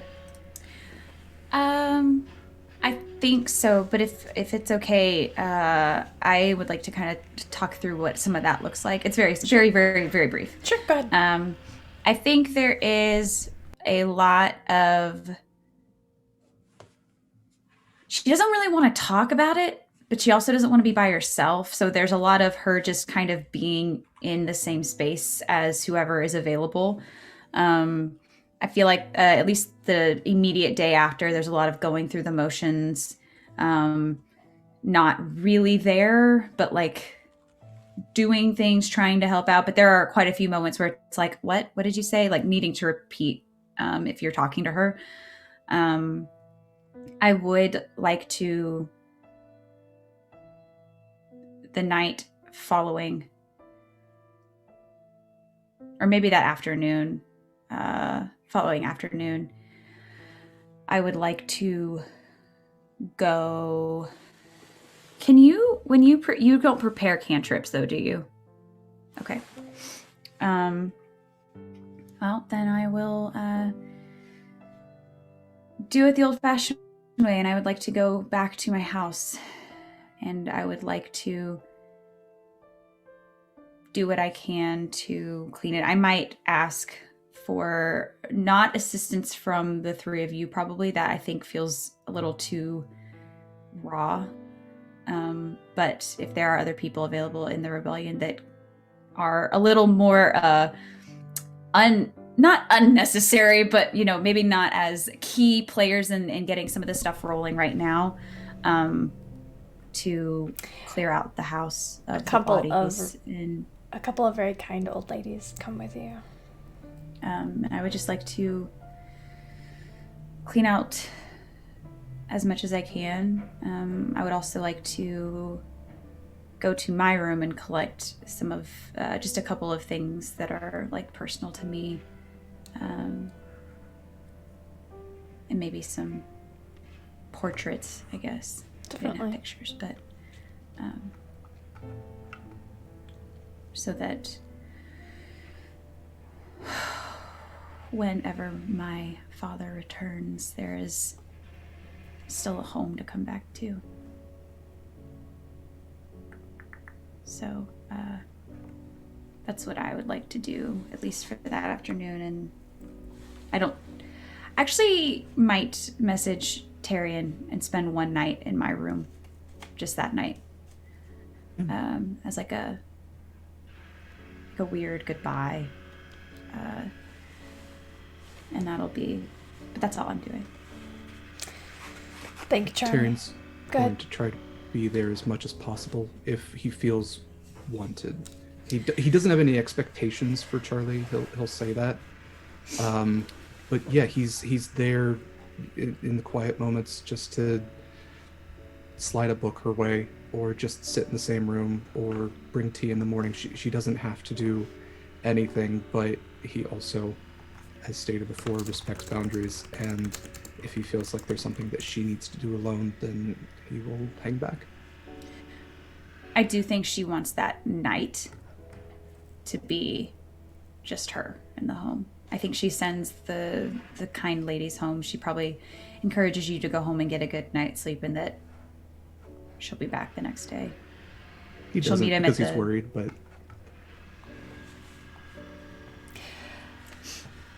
she will regroup with everybody after taking a day to just essentially grieve. Thank you, There's not a lot of time to do that. Jude. 3 things. 2 are not anything that needs to be role-played or anything like that. He would have obviously gone back to the motions of training and things.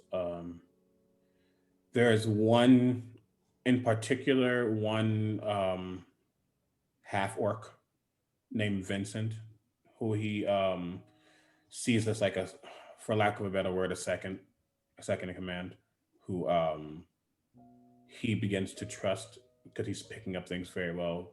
I think he was like a brawler in like a tavern. He's good. And he tells him during one of the days to take over training. He has to go do a thing. And Jude would have left the Basilisk and Bastille, or the area that they train, and basically found one of his old actually he found his old home, the one that he, Hellbreaker, and Marilla stayed in before they moved in with Gideon. And he goes sneakily, whatever, but he goes through to Hellbreaker's room, and finds an old shirt, a tie, and a vest that he probably can fit now, though his muscles are probably bulging a little bit. And kind of takes that in for a second, but would come back with that. So he has that for the day. It's all wrinkly. The tie is probably hideous, but it's the attempt that matters.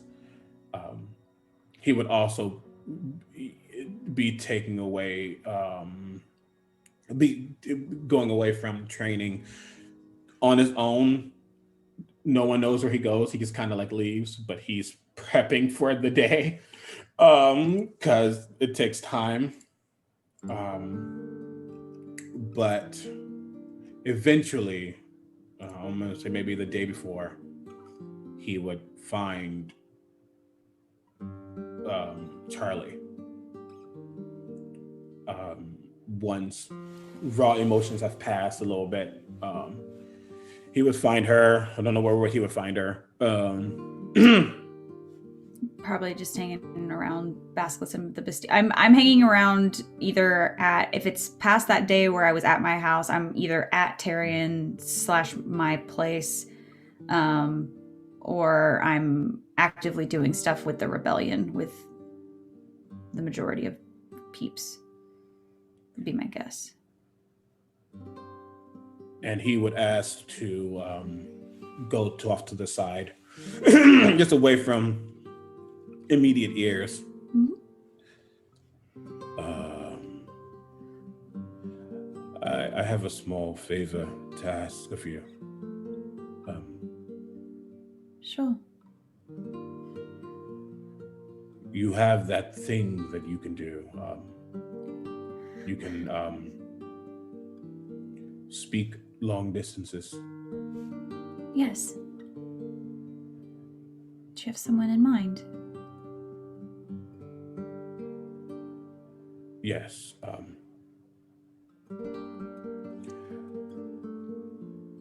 They are currently in the dungeons of the castle.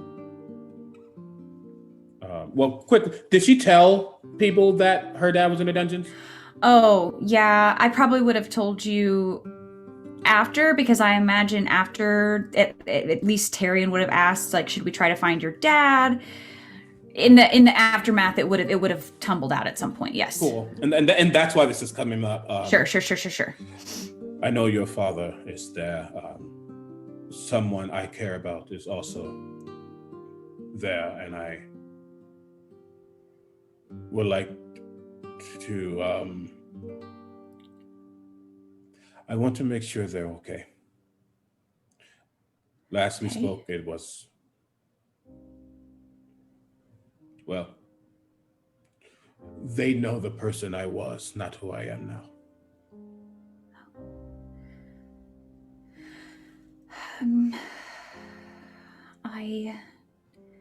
I don't know if I'm able to reach out to someone that I haven't met, but I can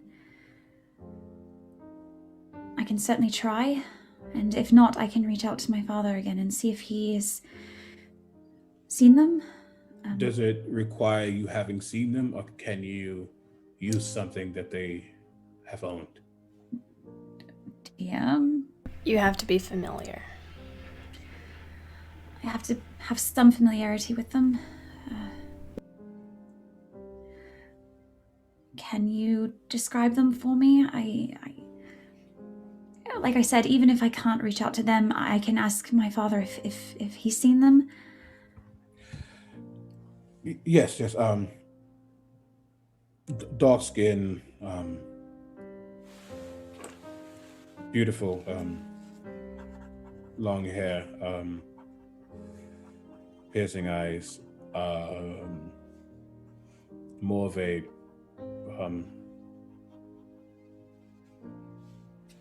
very strong-willed, strong-minded versus physically strong. The name is Xavier. Xavier. Might go by X. They were. Remember when we first started this and we met the group?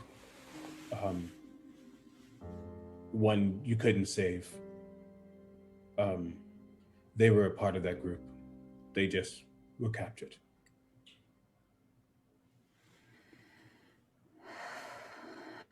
Okay. All right, let me see if I can. Give me a moment. I will cast sending to.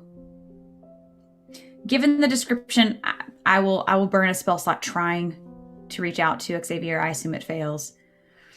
Then I will message. I'll cast sending to. I just have a burned 3rd level spell slot. Honestly, like let's just be real. I will cast sending to my dad.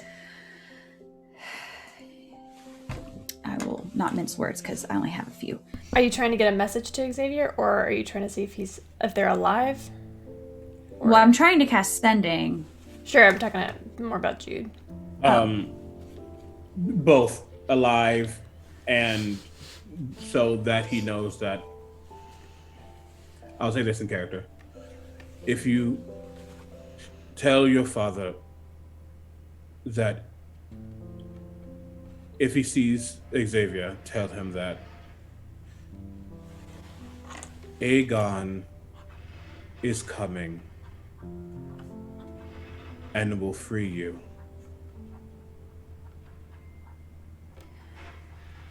Okay. I'm prepared to burn more than one sending for this, so I will cast the first sending. Dad, it's Charlie.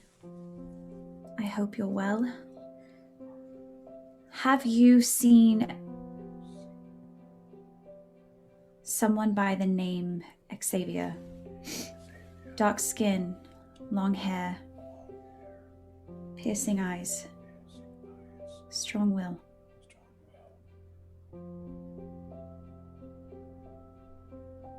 Please respond.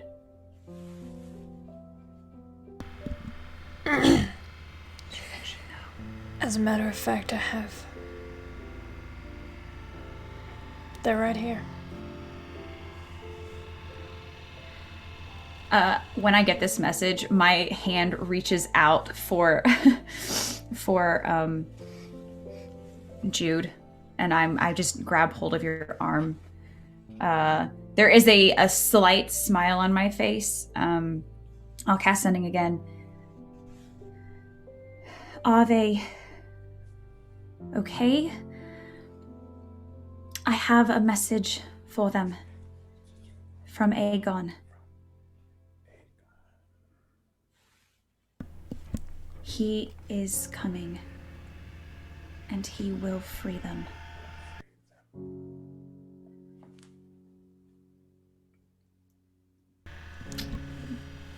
They're okay.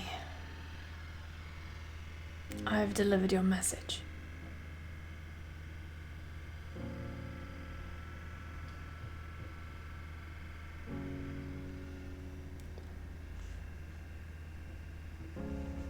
They nodded.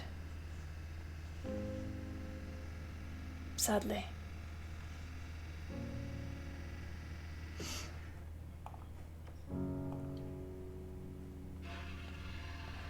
They've been here a while.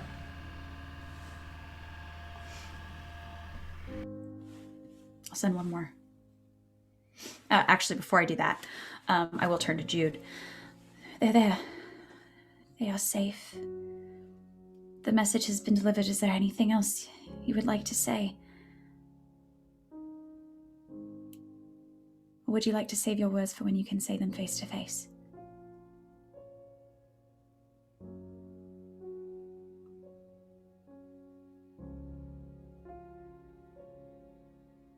Jude's shaking. My hand is still on your arm.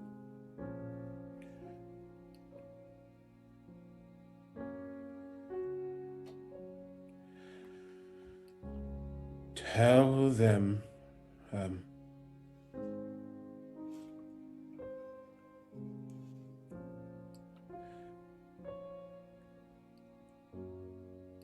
tell them I'm sorry.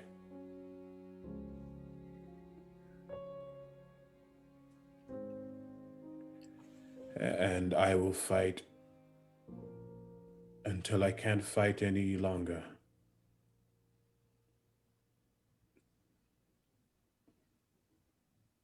To see them again.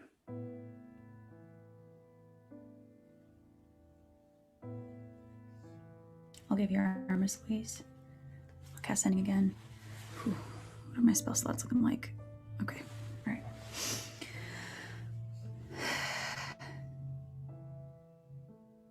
Please tell them that Aegon is sorry.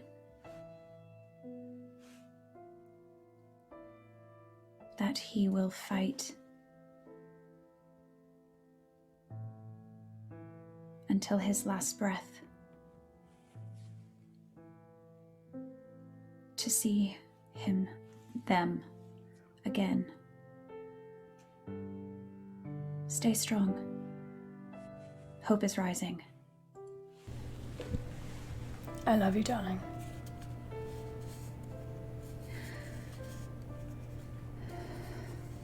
You do not have to respond.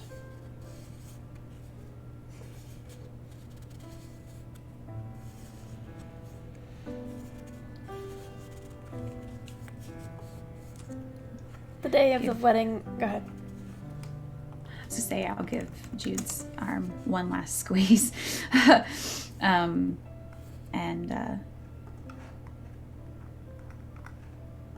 We'll get them out. The tides are turning.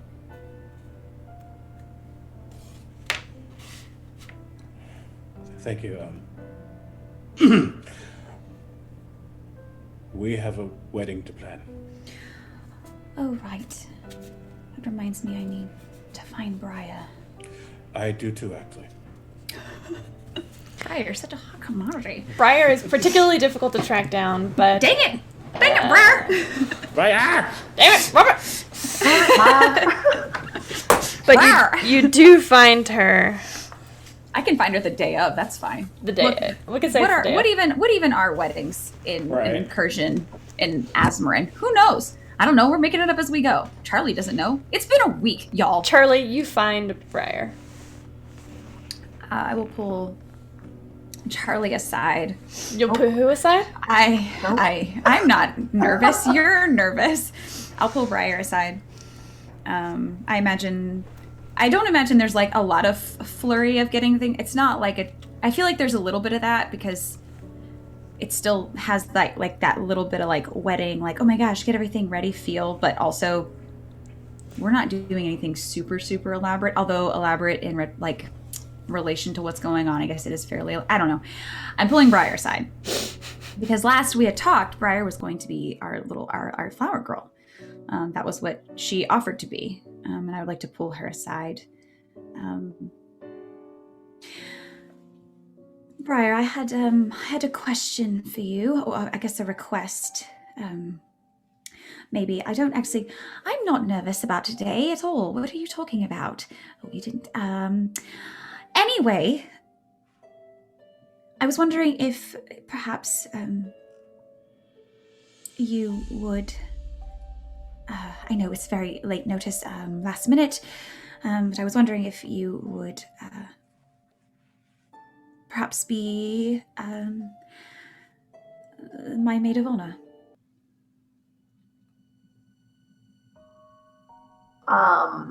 You don't have to be, but I need. Yes.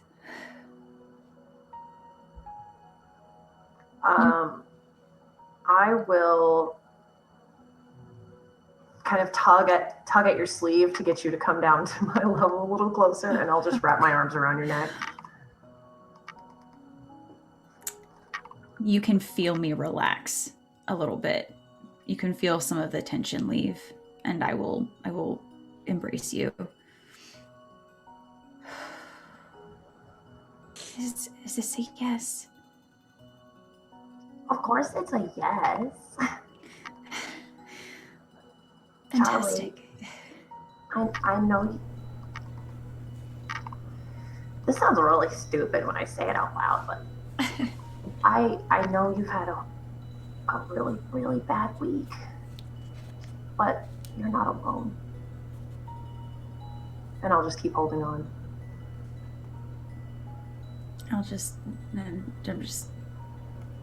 I think we sit there for a hot minute.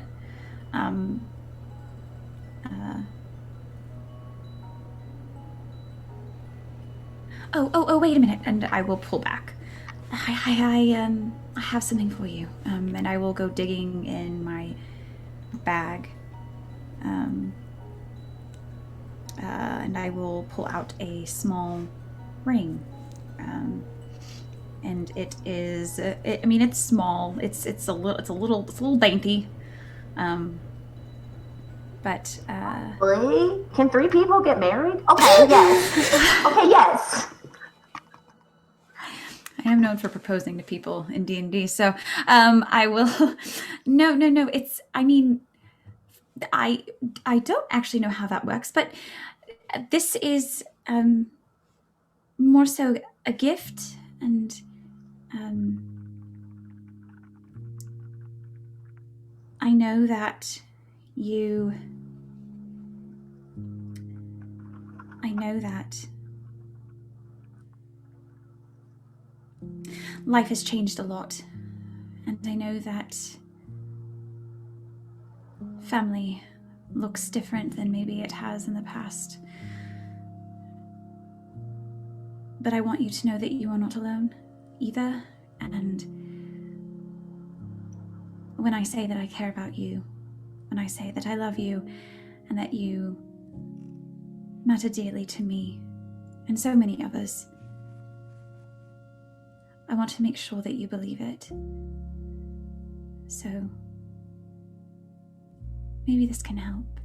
And I will hand you the ring. And it is just a small silver ring. It's very simple. There is a small blue stone, of course. And it is a ring of discernment. I just gave it a name, but it gives you advantage on all insight checks. So now when someone is telling you that they care about you, you'll know it to be true.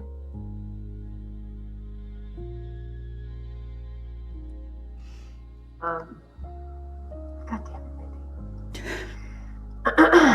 Mindy. Okay, Briar. I think I eagerly kind of slipped the ring on. This is the fanciest thing I've ever had. But I believe you. Good. I guess we should get ready for a wedding. Yes. Go fix your face, get your eyes all dried and fixed, and then I'll see you in a little bit. Okay, wonderful. Okay. Thanks, Brian. And I'll disappear to go frantically start being anxious about my wedding again. Jude, you said he wanted to talk to Briar? Yeah, and this will be the night before the wedding. Oh, okay. And he will find her wherever she is. And kind of just like knock on her door to like get her attention. Hey, did you get? And he like fiddles with his hand.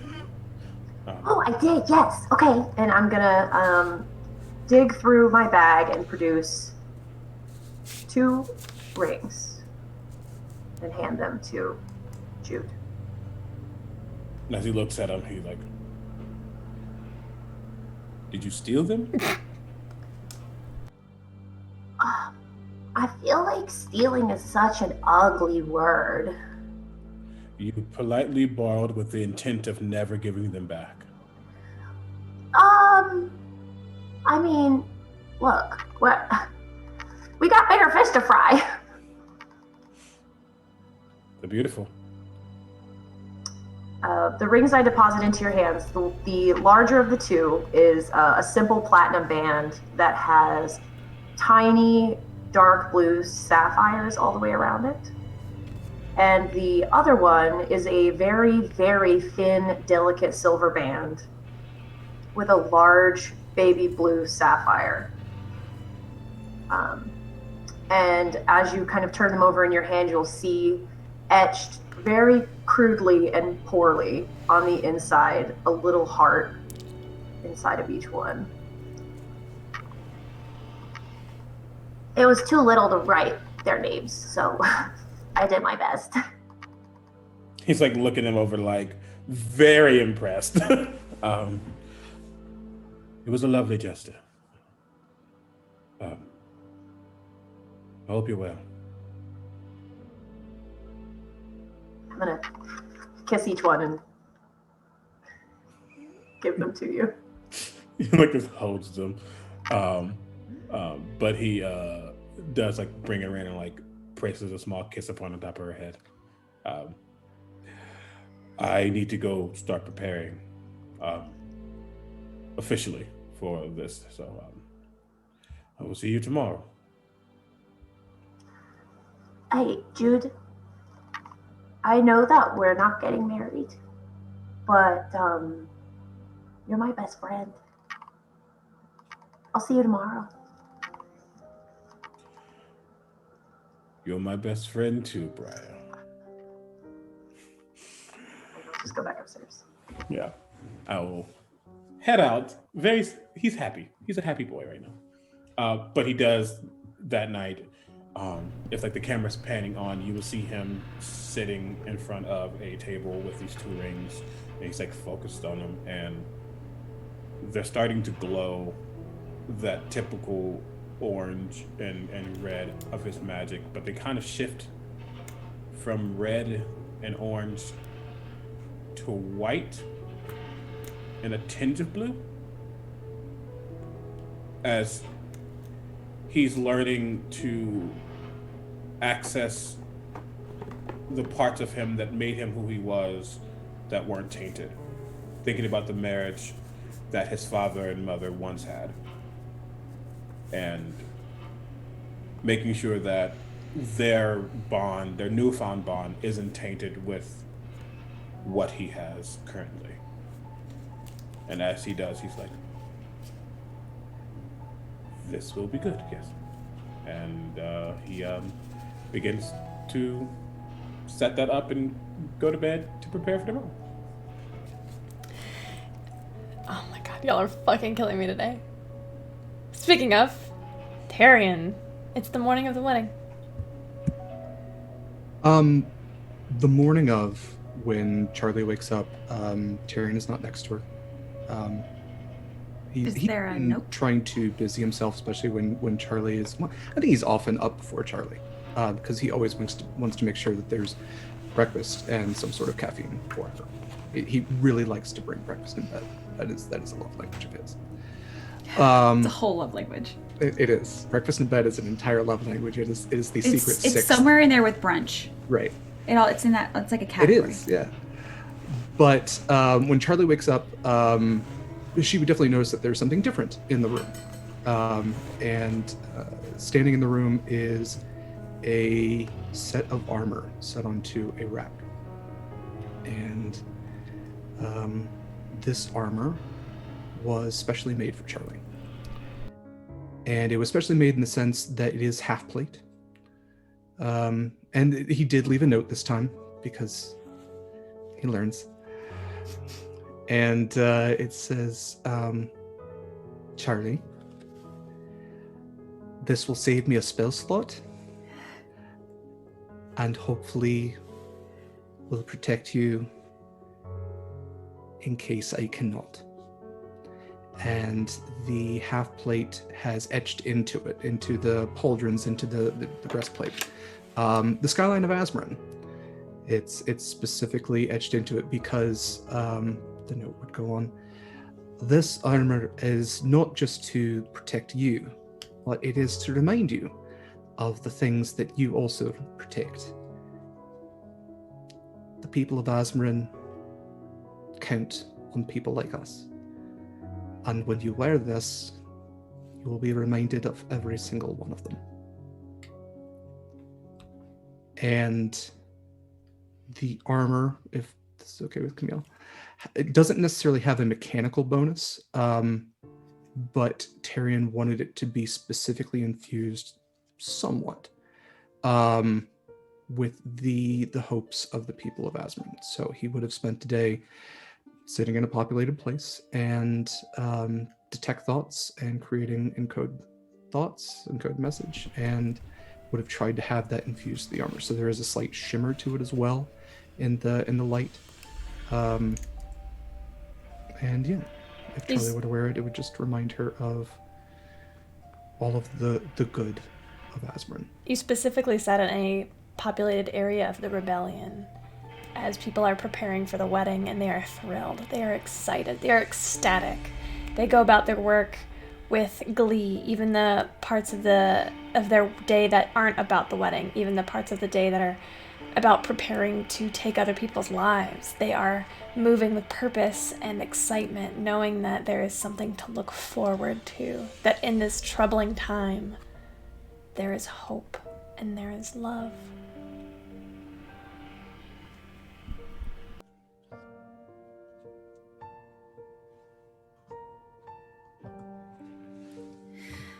I will kind of run a finger over the armor.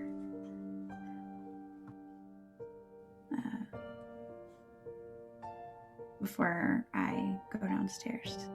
I'm not gonna wear it for. Am I supposed to wear it for my wedding? Is there any indication that I'm supposed to wear it for my wedding? But maybe I should. Like, we are in the middle of an incursion. It's fine. It is half plate, so it is specifically made to be worn like with a dress. It's mostly like top, and then you get greaves with it. What So could be like a fancy? To help, Jude wears half plate. Okay. So like you can wear clothes over it. Oh my gosh. Okay, perfect. Not a lot, but you can wear. I mean, I'm just that'd be great. It'd be fine. Yeah. That'd be perfect. I will wear my new fancy armor to my wedding. Perfect. You gotta do what you gotta do. Look, it may come in handy. We don't know. I just want to look fancy. Look at this beautiful gift that my soon-to-be husband just got me. We'll wear it with pride. Is there anything that needs to happen before the ceremony? There's one more thing.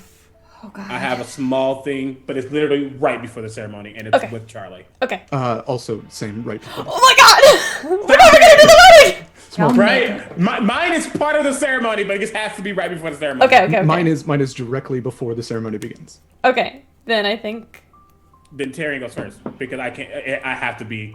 It has to be right before. It's the ceremony. right in the ceremony. Tyrion takes time and casts magic circle on the entrance. Okay. That's Of the venue? Yeah. Yeah, looked like there's like a single entrance to the underground of Basilisk and Bastille, so he's again creating that choke point just to make sure that as like guests are coming in, none of them are devils in disguise. No, Do you just hide it against devils, or do you just set it against devils, or do you do anything else? I can't remember if it's specific. Why are or you not. asking that question? Yeah, that is a very specific question.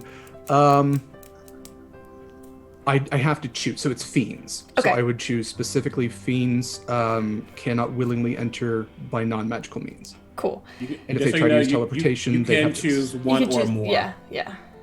Okay. Well, fiends are undead. Sure. I'm not particularly worried about. We didn't piss off any Fae, did we? Not that we know of. Celestials, elementals. Celestials should be cool. Sure. Yeah. Okay. So we'll This come back is to gonna be this. great. On your way. All of the above. Okay. God. I'm gonna bring us back on track. On the way to the tavern, you are walking with Briar. I showed up early because I don't know. Oh no. So I came to the house first to hang out for a second and walking over to the venue with you. Is it just Briar or are we all together? Just Briar and Tyrion. Okay. Briar, did you get that thing that I asked you? Oh, I did, yes. Do you want it now? No, not for Charlie. Right before. Oh, okay. Right, a bit of a surprise. I think you would notice that my backpack is like stuffed. It's got too much stuff in it. Okay. Are you ready? I'll walk you over there. I suppose as ready as I'm going to be. Okay, let's go. And I'll just, we're going to have to obviously be careful and be reasonably stealthy, but we make a detour on our way to the tavern. Remind me what part of town this is again? Basilisk and the Bastille is in Southtown. Mm-hmm. And Tyrion's home is in Scholars Village. Pretty close to where your detour is. Gotcha. Okay, so we're heading in the generally correct direction. But on our way there, as we pass by the Temple of Ayun, I stop. Come on, and I'll grab your hand and pull you. I imagine it's pretty well in ruins. But I'll get as close to the building as I can. I'm still holding your hand.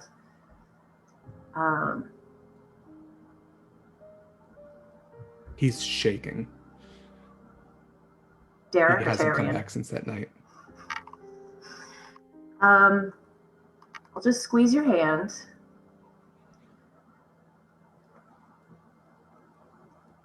Tarian, I'm not real good with talking and saying nice things. I feel like you're much better at that. But I wanted you to know that you're so important to me, and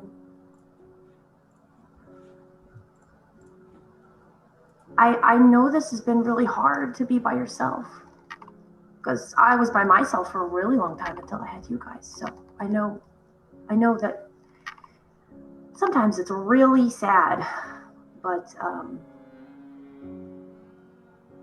well, just don't let go of my hand, okay? Okay.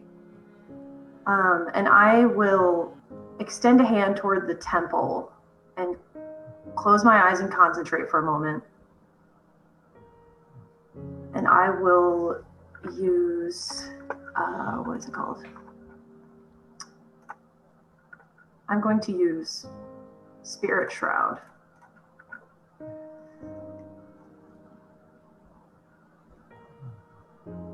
Moira, you can come here, it's okay.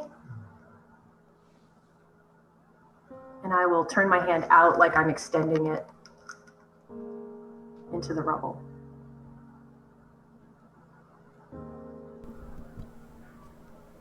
There's a moment of quiet, of stillness before a wispy figure begins to hover towards you, Tarian. Would you describe your mother for us?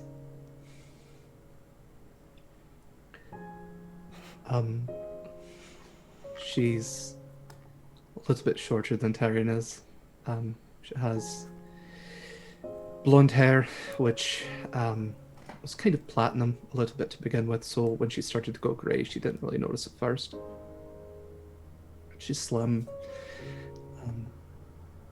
She's beautiful. Hi, Mum. Hi, dear.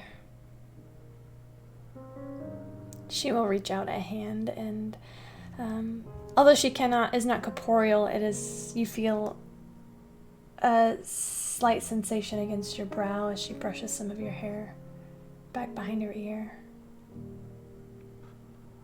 I heard today. I've really missed you. I've missed you. I heard there's a big day today. There is. I met a girl. I think you'd really like her.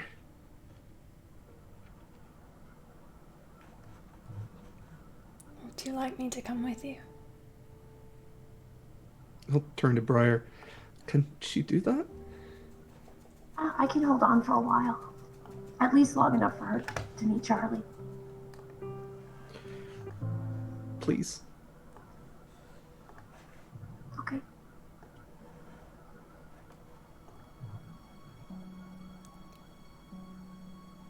Well, let's not waste any time.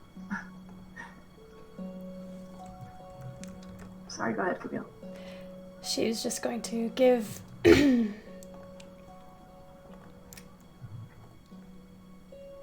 Tarian, I could not get that word out, a sort of wistful look. I'm so proud of you. Thanks, Mom. Let's go. And I will lead them. I don't ever let go of Tyrion's hand. And I will lead them to the basilisk and the Bastille.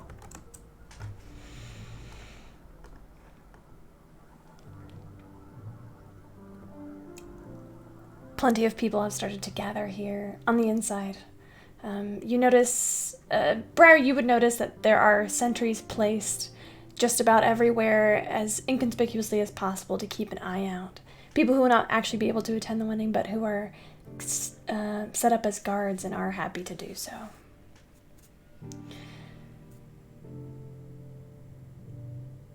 Tyrion, you feel a gentle presence in your hand as your mother's grasp tries to hold on to your fingers. It doesn't work quite the way either of you would like, but it's a nice touch. As discreetly as possible, I want to move us into wherever Charlie is getting ready. I assume that she and Jude are probably in a behind the scenes, There's in the back, like, conference rooms area. Yeah. And go in there to meet all of them so we're all together again. Jude and Charlie, you see entering the room, Tyrion and Briar, followed by a wispy ghost figure. She is very close to Tyrion in appearance and gives you a very wide smile. I approach Charlie and replace her hand with mine and Tyrion's. And I'll just back up. It is so lovely to meet you, Charlie.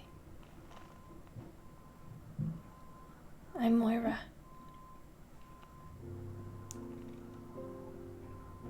I'll glance between her and Tyrion, and then I'll give a low nod of my head. It's wonderful to meet you. I'll kind of glance to Briar because I imagine she had something to do with this. Tyrion's just nodding. You have an incredible son. Yes, I do.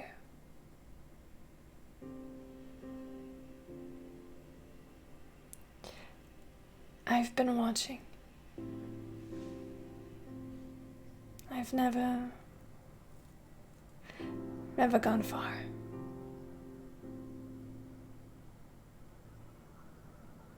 And I never will be far.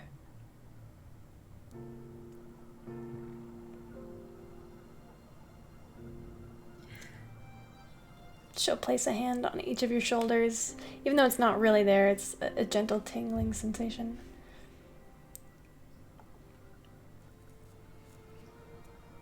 You two represent something greater than yourselves.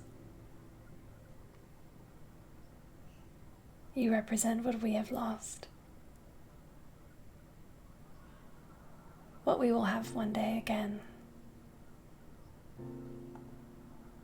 Love. Today is about you. Not the world we live in. Nothing else.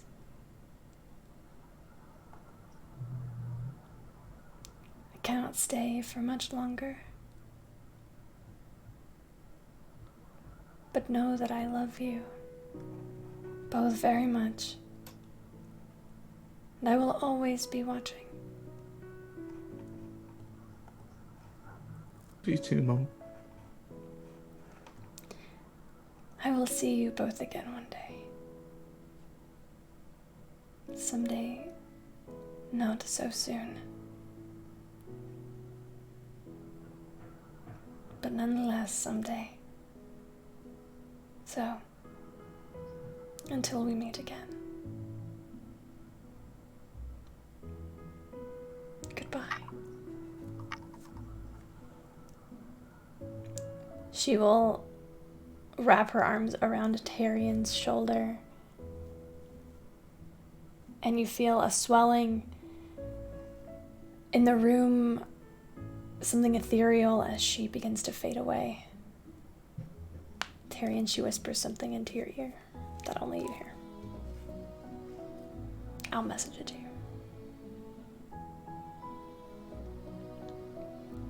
There's a few moments and Dave, is everybody ready? Dave.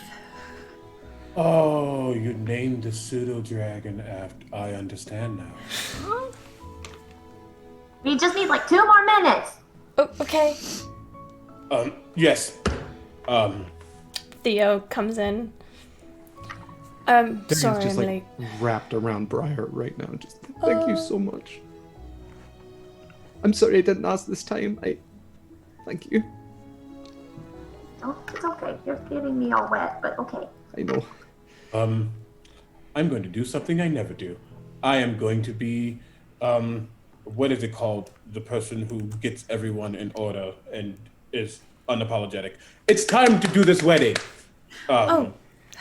So what I need right now, as I touch Tyrion, I touch Charlie, I even touch Briar just to be safe, as I cast Prestidigitation and clear those tears away. I'm like, Oh. I need at least the 3 of you to go take your place. Charlie, you stay. Let's go. I will, before Tyrion leaves, I'll reach for his hand and give it a squeeze. You look beautiful, by the way. I'll see you soon. Easy. Question, is this an outside thing? Please say it's outside. It's inside, I'm sorry. How big is the room? Quite large. It's the hall that That's we're good. going together. I imagine we would have cleared it That's out good. somewhat. I wanted to make sure. Cool, that's still fine. What about, and I'll motion to my backpack, Tyrion. What about the thing? The Oh, thing? right. Oh my god. After? No, before. It's the something, right? Mm-hmm, yeah. Before. Go. I don't know how quick you need, but... Oh, it's right here. And I'm going to God.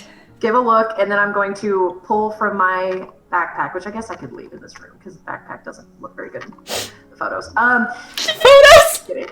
Just kidding. Portraits! I will produce and hold out towards Charlie a large kind of folded cloth bundle looking type of thing. Looks like a bunch of folded like cloth material handed over. Okay, I don't know how the rhyme goes. I'm not super good with the but Tyrion can explain this. So here, and I'm just going to unceremoniously shove it into your hands. Okay, say the thing, Tyrion. Later, in a minute. Just... Charlie, I actually have no idea what this is. But I will explain it when I see you next, and he will leave. Great. Am I supposed to open? Yes. Oh, okay. I'll open it. It unfolds, and it's a cloak. A beautiful cloak. Oh. Very fine material. I would say probably like a navy blue with some silver stitching. It looks very, very pretty. Am I supposed to wear this? If you want. Oh, and if you put it on now, I can hold it while you walk, and it's gonna look so fancy.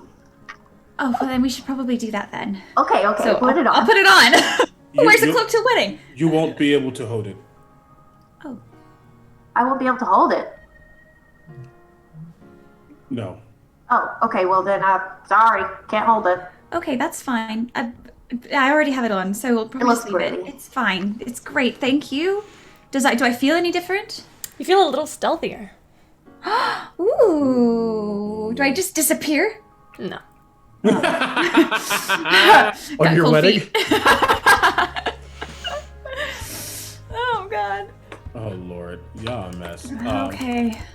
Once everyone is finally in their place, I look at her and I say, Right. "Are you ready?" I think so. Maybe, yes. Big moments require big things. Breathe.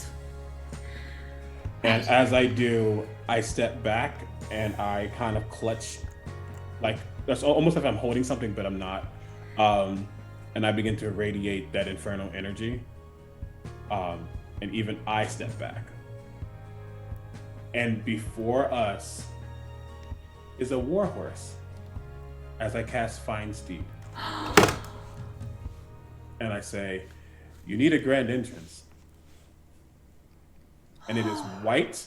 It is covered with a cloth that is very reminiscent of what you would see in like a temple of Azmarin, specifically of Arathis.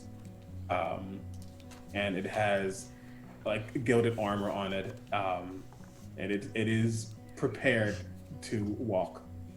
And it says, it doesn't say anything. I say, assistance?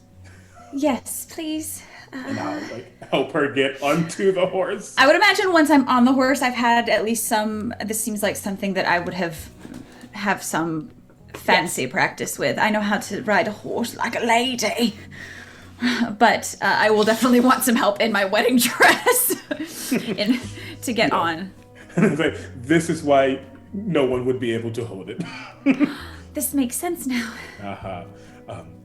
I'm going to the front. When you are ready, well, you will know when you're ready. Oh. It's simply, you know how to ride a horse. Just tap. Perfect. I'll see you out there. Thank you, Jude. Don't thank me yet. I walk out and get to my place as I make sure the lights are ready. There we go. As you step out, Jude, you see a gathering of many people, all with joy and excitement on their faces. People who have lost hope, who have lost everything, who have not had a reason to feel this in a very long time. People have been prisoners in their own homes, in their own city. You step out and people are dressed in their finest. And they wait excitedly, impatiently. Theo and stands next to you, Tyrion. Briar, I'm assuming you come out as well. Yes, as I make my way down, I'm handing out little satchels, like little tiny satchels to people as I make my way down. Like, Okay. just throw this when it's over. Oh God. I want to know what's in the satchel so bad. Briar, you God. walk down this aisle and see Tyrion standing there.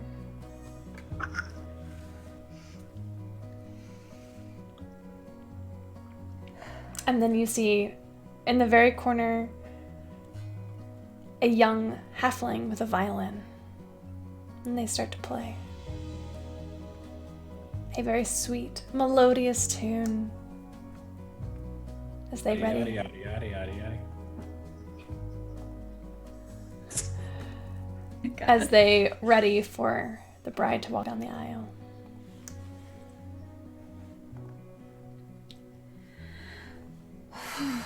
Okay. I will lean down and whisper to the steed. Her name is Isabella. I would have said that. Oh, okay. Okay, Isabella.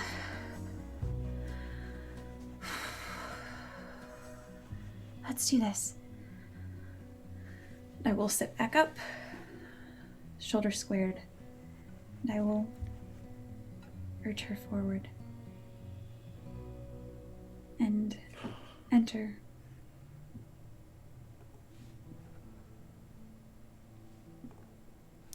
As you do so, the entire hall rises to their feet. You hear shock and awe at the beautiful horse in which you ride.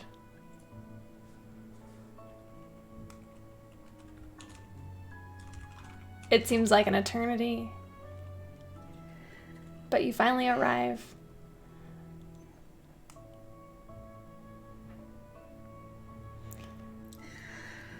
Much taller than your groom, admittedly. Tyrion will move forward to help her down from the mighty steed. You would notice that I am shaking a little bit. Ah, same. Perfect. And as you get off the steed, I will just step forward and pat Isabella's face. Actually look over at Hellbreaker, because this is also Hellbreaker's ride that I've manifested as my own. And I tell her to go away. I say, thank you. And she kind of disappears into an ashen flame. Of course. Are you two ready?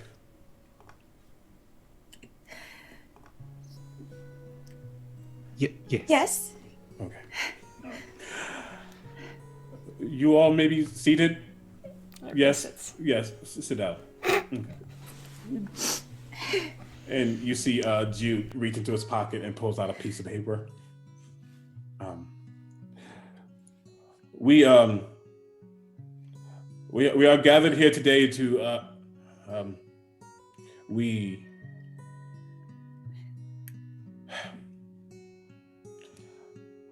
I ripped that paper. Let me just throw it. This is off to a great start.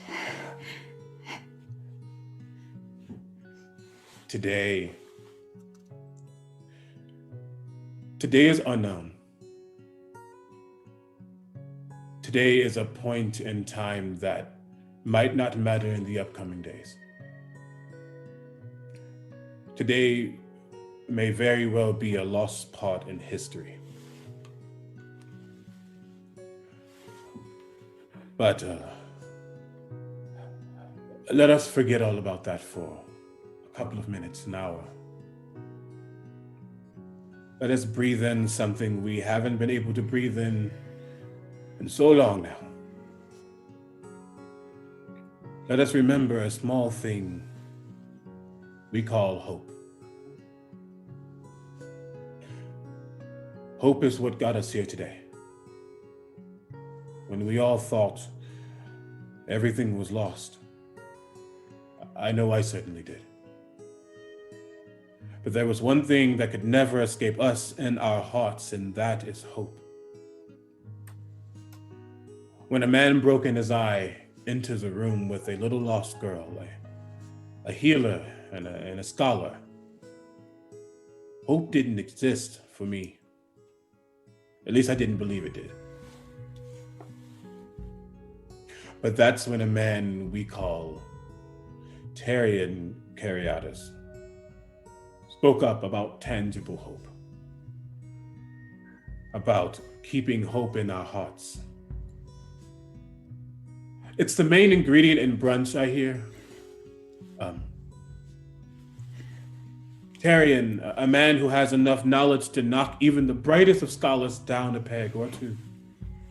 A literal angel sent from who knows where to remind us of what we once had. To remind us to fight when some of us no longer knew how. He kept us together in ways no one else ever could. A glue.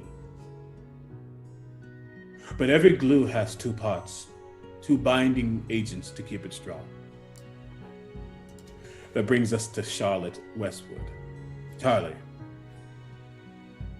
She who inspires the masses every day with her love, her strength, and her willpower.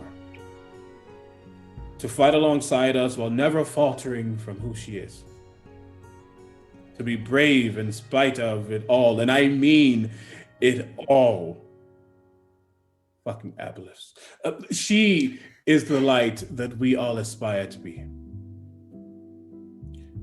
Tyrion and Charlie, two souls who have come together in times of damnation and strife. The very embodiment of everything these wretched devils long to erase, long to dismantle, to destroy. They stand up together against the devilish tyrants who have taken our home. Their newfound bond is hope incarnate. Their bond represents all that we can have once more. Let us live through them. Be inspired by them. Be willing to fight for the love they have. Because today could very well be our last day together.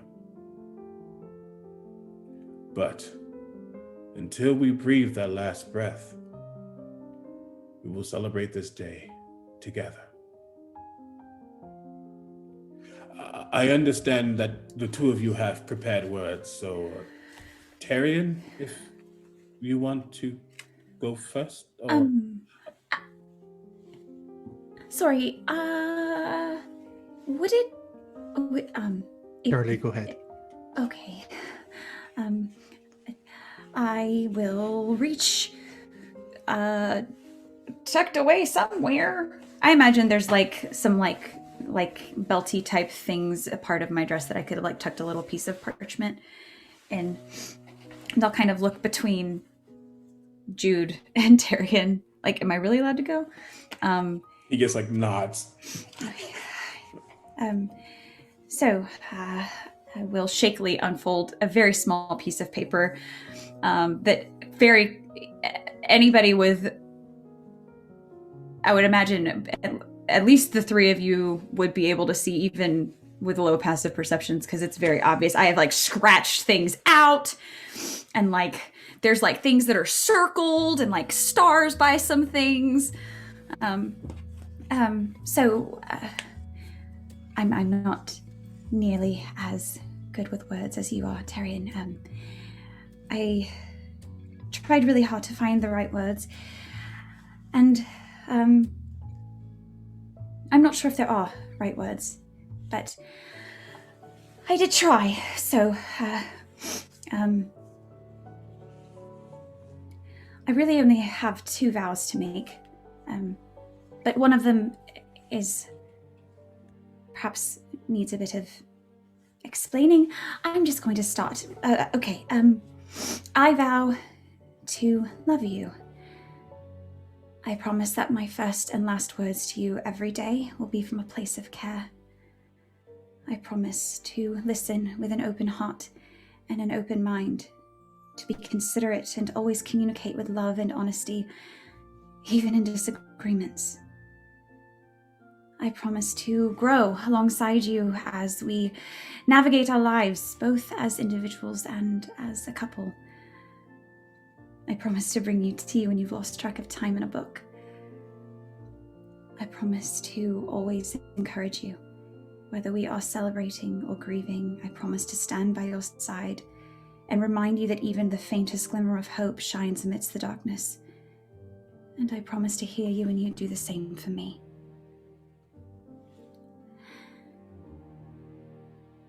I promise to try and be home for you when we are together. That no matter what challenges we face, there is safety and comfort in our shared time together. And I promise to carry you with me when we are apart. That no matter what distances separate us, you will always be with me. And perhaps most importantly, I promise to remind you of these things every day. Maybe not through words, but through actions. I vow you will never doubt my love and devotion to you, Tyrion.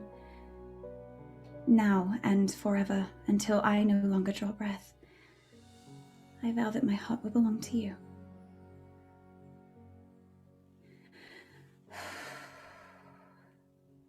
Okay, I'm gonna fold my paper back up and tuck it away. I look over at Tyrion. If you will. You have to follow that? Charlie, that was perfect. You are perfect. He also pulls out a set of cards from his vest pocket.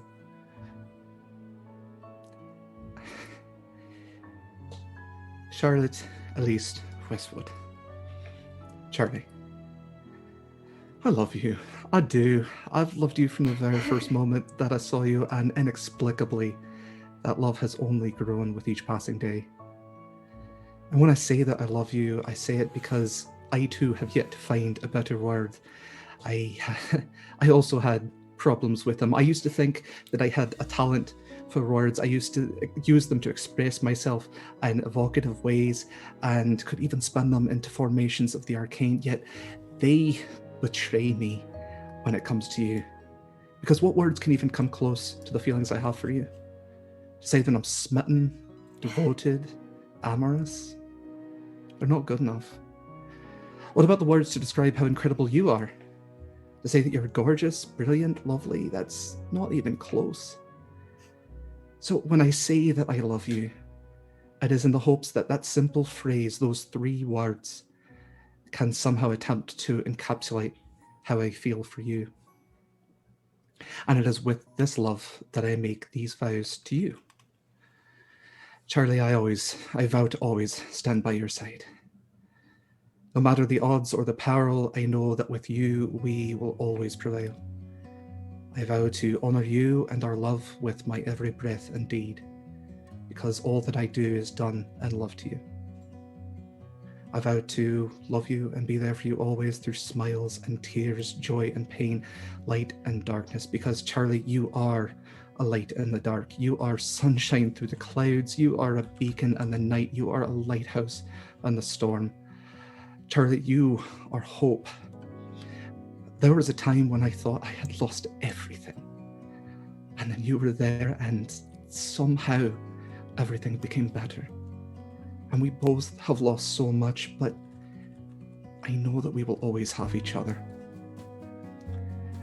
I vow that I am always yours.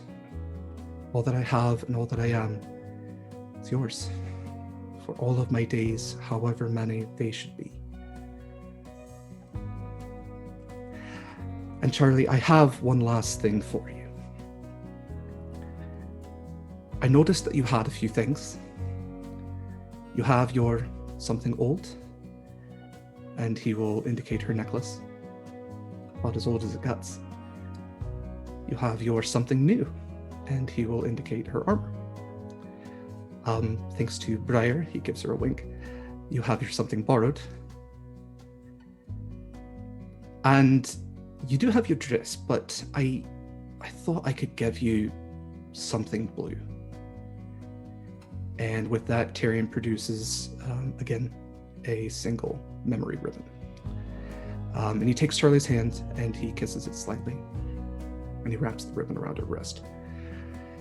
Charlie, one of the greatest injustices of love and any marriage is that a bride will never be able to see how beautiful she is through the eyes of her partner. Well, I say never, but Charlie, I know that magic is real, obviously. I am a student of the arcane, I've seen wondrous things, but if I had never seen a single spell cast, if I had never heard a single arcane utterance, I would know that magic exists because I'm looking at you now. I watched you walk, ride down that aisle, and it was the most amazing thing that I've ever seen. And with that, when the ribbon touches Charlie's skin, she does see herself, as Tyrion sees her, which is through the eyes of someone who loves her more than anything in the entire world. And she sees how beautiful she is through his perspective.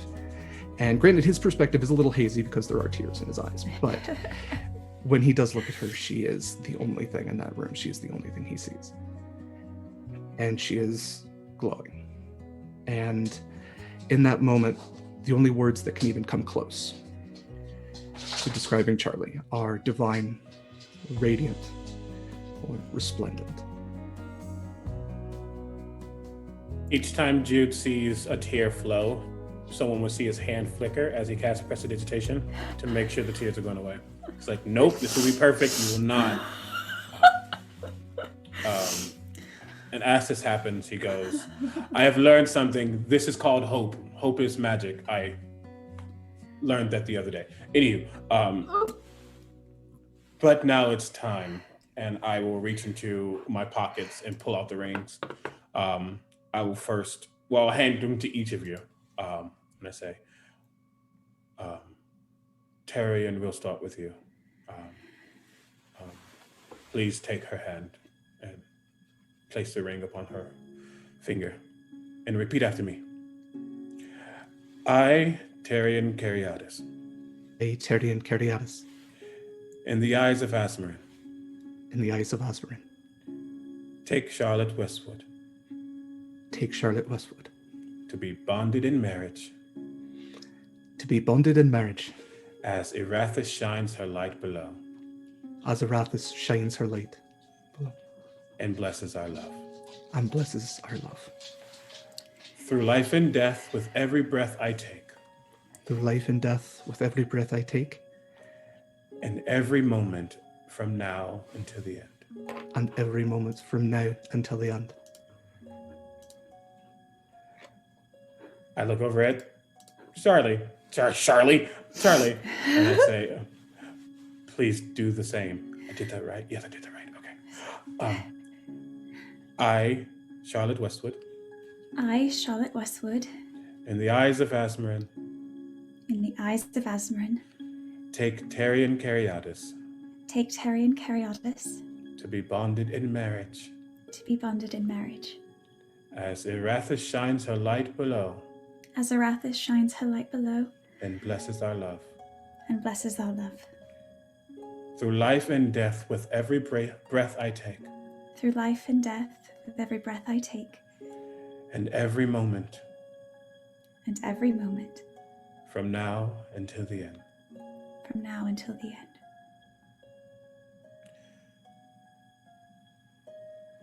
By the power vested in me, Jude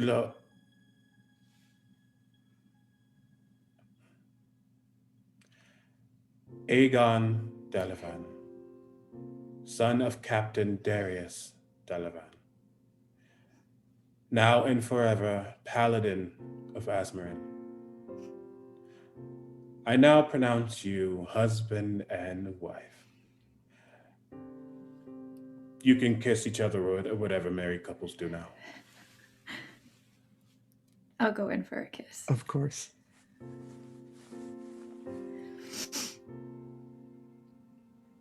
They married, y'all!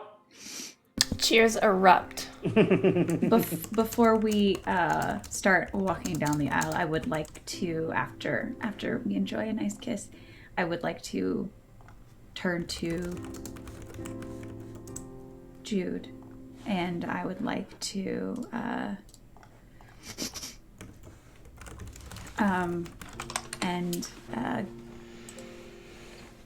put my hands out as though to give you a hug.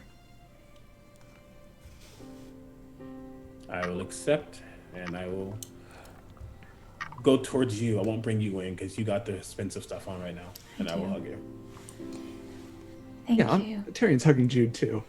Yeah. I will reach an arm back for Briar. Yes.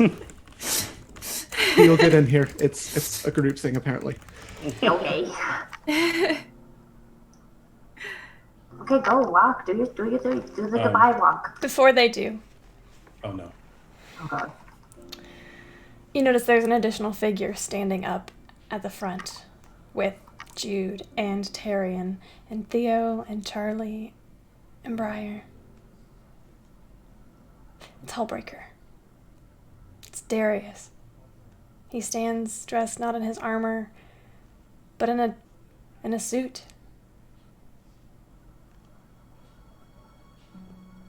He approaches you, Jude. And in his gravelly voice speaks up and says,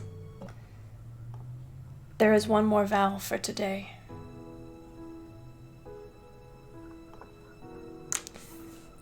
Aegon, you made a promise to protect this city,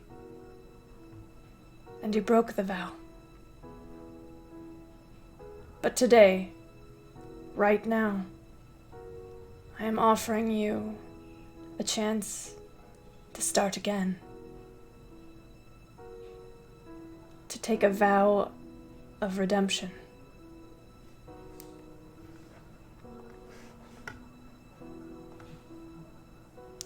The Oath of Redemption sets a paladin on a difficult path. One that requires them to use violence only as a last resort.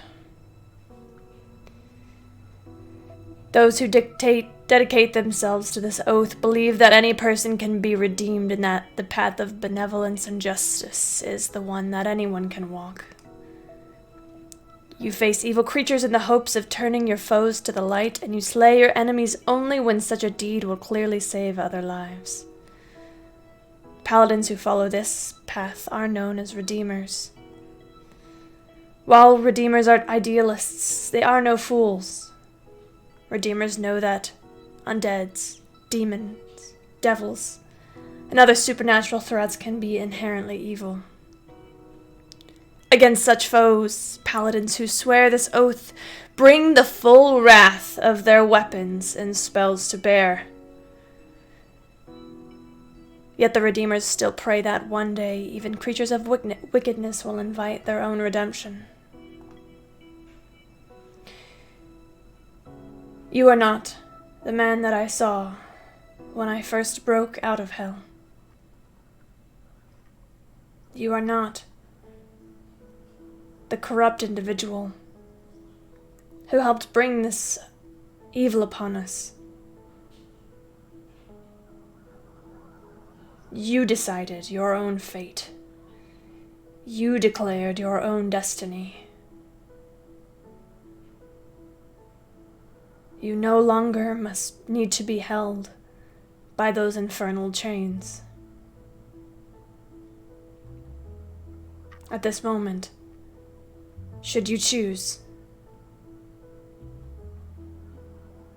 I am offering you an oath of redemption. Will you take it, Aegon?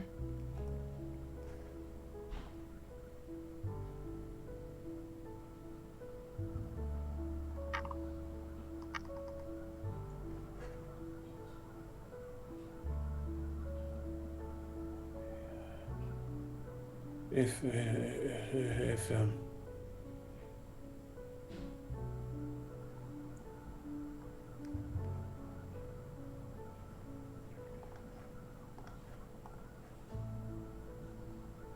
Yes, Father. He draws his sword. Take a knee.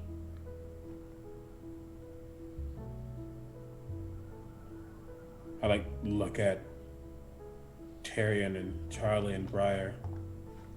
Dave.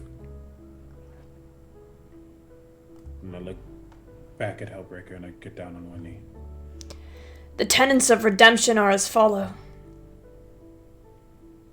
Peace. Violence is a weapon of last resort. Diplomacy and understanding are the paths to long-lasting peace. Innocence. All people begin life in an innocent state, and that is their environment or the influence of dark forces that drive them to evil.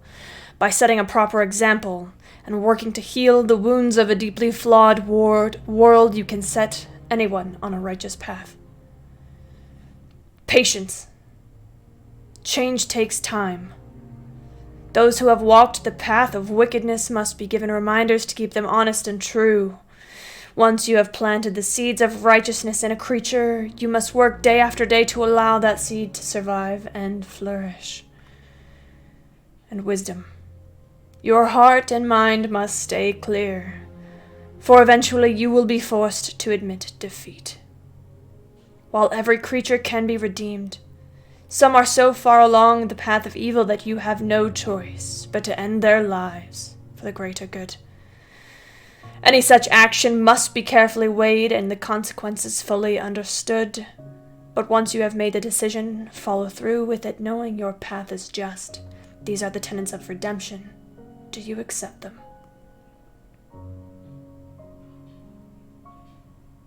I do. in this moment, Jude. And everyone around watches. As infernal runes begin to mark Jude's body, they begin to light up, burning with a fire of hell, and they begin to fade to ash.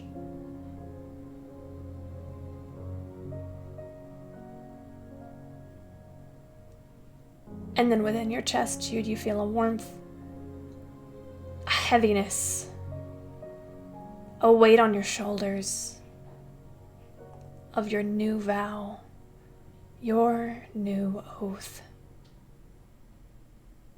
I release you, Aegon Delavan. You are no longer an oath breaker.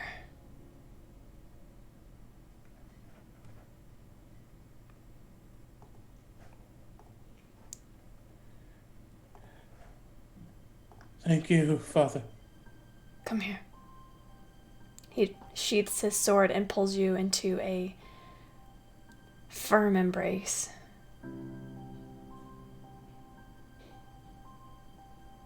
I've missed you. I have missed you too, my son.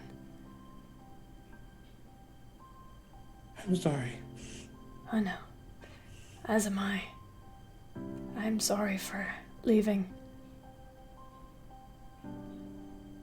And he kind of pulls back and grasps you by the shoulders. You have done a great thing today, both for your friends and for all of us. Look at them. Look at their faces now.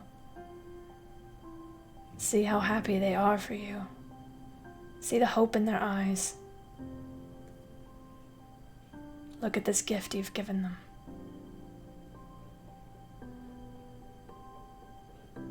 Well done. You've made me proud.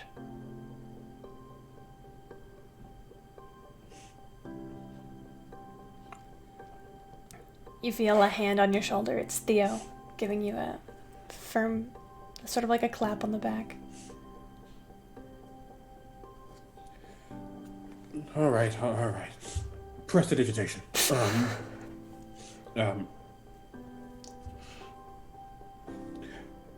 It's still wedding day. We will. I can summon Isabella if you want to leave on her again. I think it's time for us to have a dance. Oh, yeah, okay. A cheer goes up. And everybody begins to start moving the pews out of the way. The band strikes up a lively tune. And that's when the festivities begin. Does anybody have anything before we go? Just to answer Mindy's question / Charlie. As Tyrion and Charlie make their way to the dance floor for their first dance, people begin to open these satchels and toss buttons and brightly colored candy out as you make your way to the dance floor.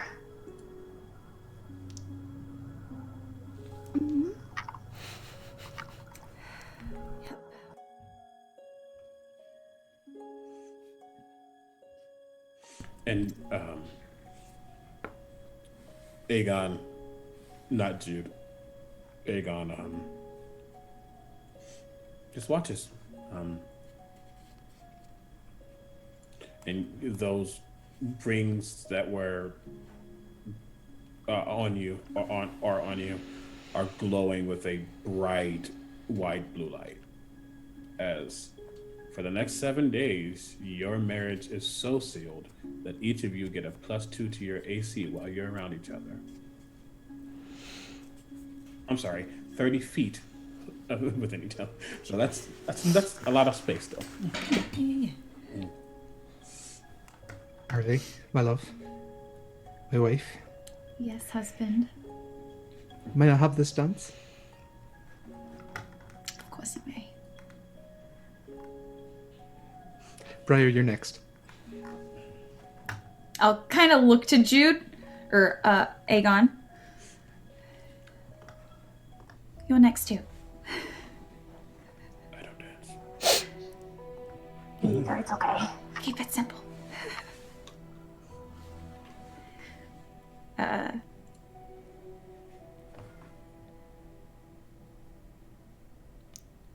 I just last little thing as we were dancing, I imagine it's slow enough that at some point I can just kind of like, rest my head on Tyrion's shoulder.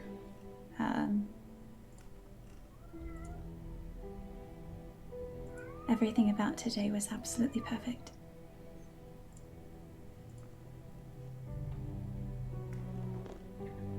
We needed that. I love you. I love you. I can't wait to spend the rest of my life with you.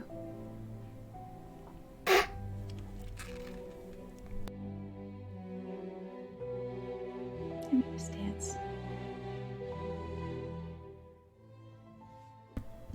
And that, my friends, is where we will call it for today. Thank y'all for hanging out with us for an extra 30 minutes. Let's go ahead and sign off.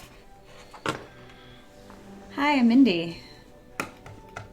I cry at everything because I have lots of feelings in my body. You can find me on Twitch and Twitter at Miss Mindykins. I stream. I basically just hang out Sunday nights and Wednesday nights. You can find me here on Monday nights at 6:30 Central Time playing a Bard Oracle. Different kind of Oracle than a Dear Briar. God.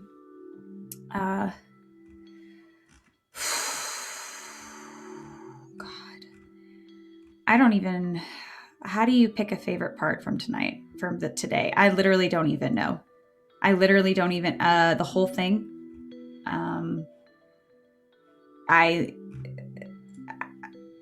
The whole thing. That's such a like cheating answer, but like I'll I allow it for honestly, today, yeah. It's the whole thing. The whole dang thing. My favorite part was getting to sit at the table with all these wonderful people. That's what it was. Okay, I'll go next. Hi, I'm Chris, and I super like to hang out. And we're going to hang out here a few more Saturday mornings in January. Otherwise, you can find me on Twitter at Kiss of Hemlock. I have a lot of fun things going on. On Tuesday nights, you can catch me on Nerdsmith for the 3rd season of Shenanigans, where I'm playing the brattiest character I've ever played in my life, and it's a lot of fun. And also today at 5 p.m. Central, I am going to be participating in the Fae Forge one-shot, the holiday special that the Bad DM is putting on, and I think it's going to be a super fun time. So if you want to hang out, you should come do so. My favorite part, honestly, I don't think there's not a way to cop out on this one. So I'm going to also say everything, just because this was such a, it's always fun as a player, but this was such a breath of fresh air as a character. And it just was so light and wonderful. And, you know, I think I'm going to say everything also. I'm going to copy Mindy. That's it for me. Hi, everybody. I'm Derek Sword. You can find me and all of my current projects over on Twitter at dsword16. Friday nights, I am over on Graham Cracker's channel, where I play a swampy bugbear named Griaz, who doesn't cry. It's very goofy over there, but then I come here and cry. But I guess I'll have a break for a few weeks. I'm also the co-host of the podcast Monster Crush. If you enjoy podcasts about monsters and learning about all of where they come from and how smoochable they might be, check that out wherever podcasts are found. We should have a new episode coming out today, which is all about my favorite state in this wonderful country, this okay country, Ohio. So check that out. And my favorite part, well, how can I not just say what, I mean, yeah, how do I pick? It's these incredible people. It is. I could not do this with anyone else. Particular shout out to our amazing DM Camille. A particular shout out to the amazing player that is Mindy. And another shout out to the amazing person that is Chris. And then an additional amazing shout out to the incredible, amazing, spectacular CB. You're a dork. I am indeed. Oh, that me. Hi, Omega Jones, also known as Critical Bard. Critical Bard across all social media channels. I have been the artist formerly known as Jude. And this was great. You can catch me many places. Typically tomorrow on Sundays, I do Creature Collectors. Don't know if it's happening tomorrow or not. I'll let you all know on my Twitter. Catch me streaming. I'm a full-time Twitch partnered variety streamer. I'm a hot ass mess, honestly. You all got me Jakari on stream, which rarely happens, so F you.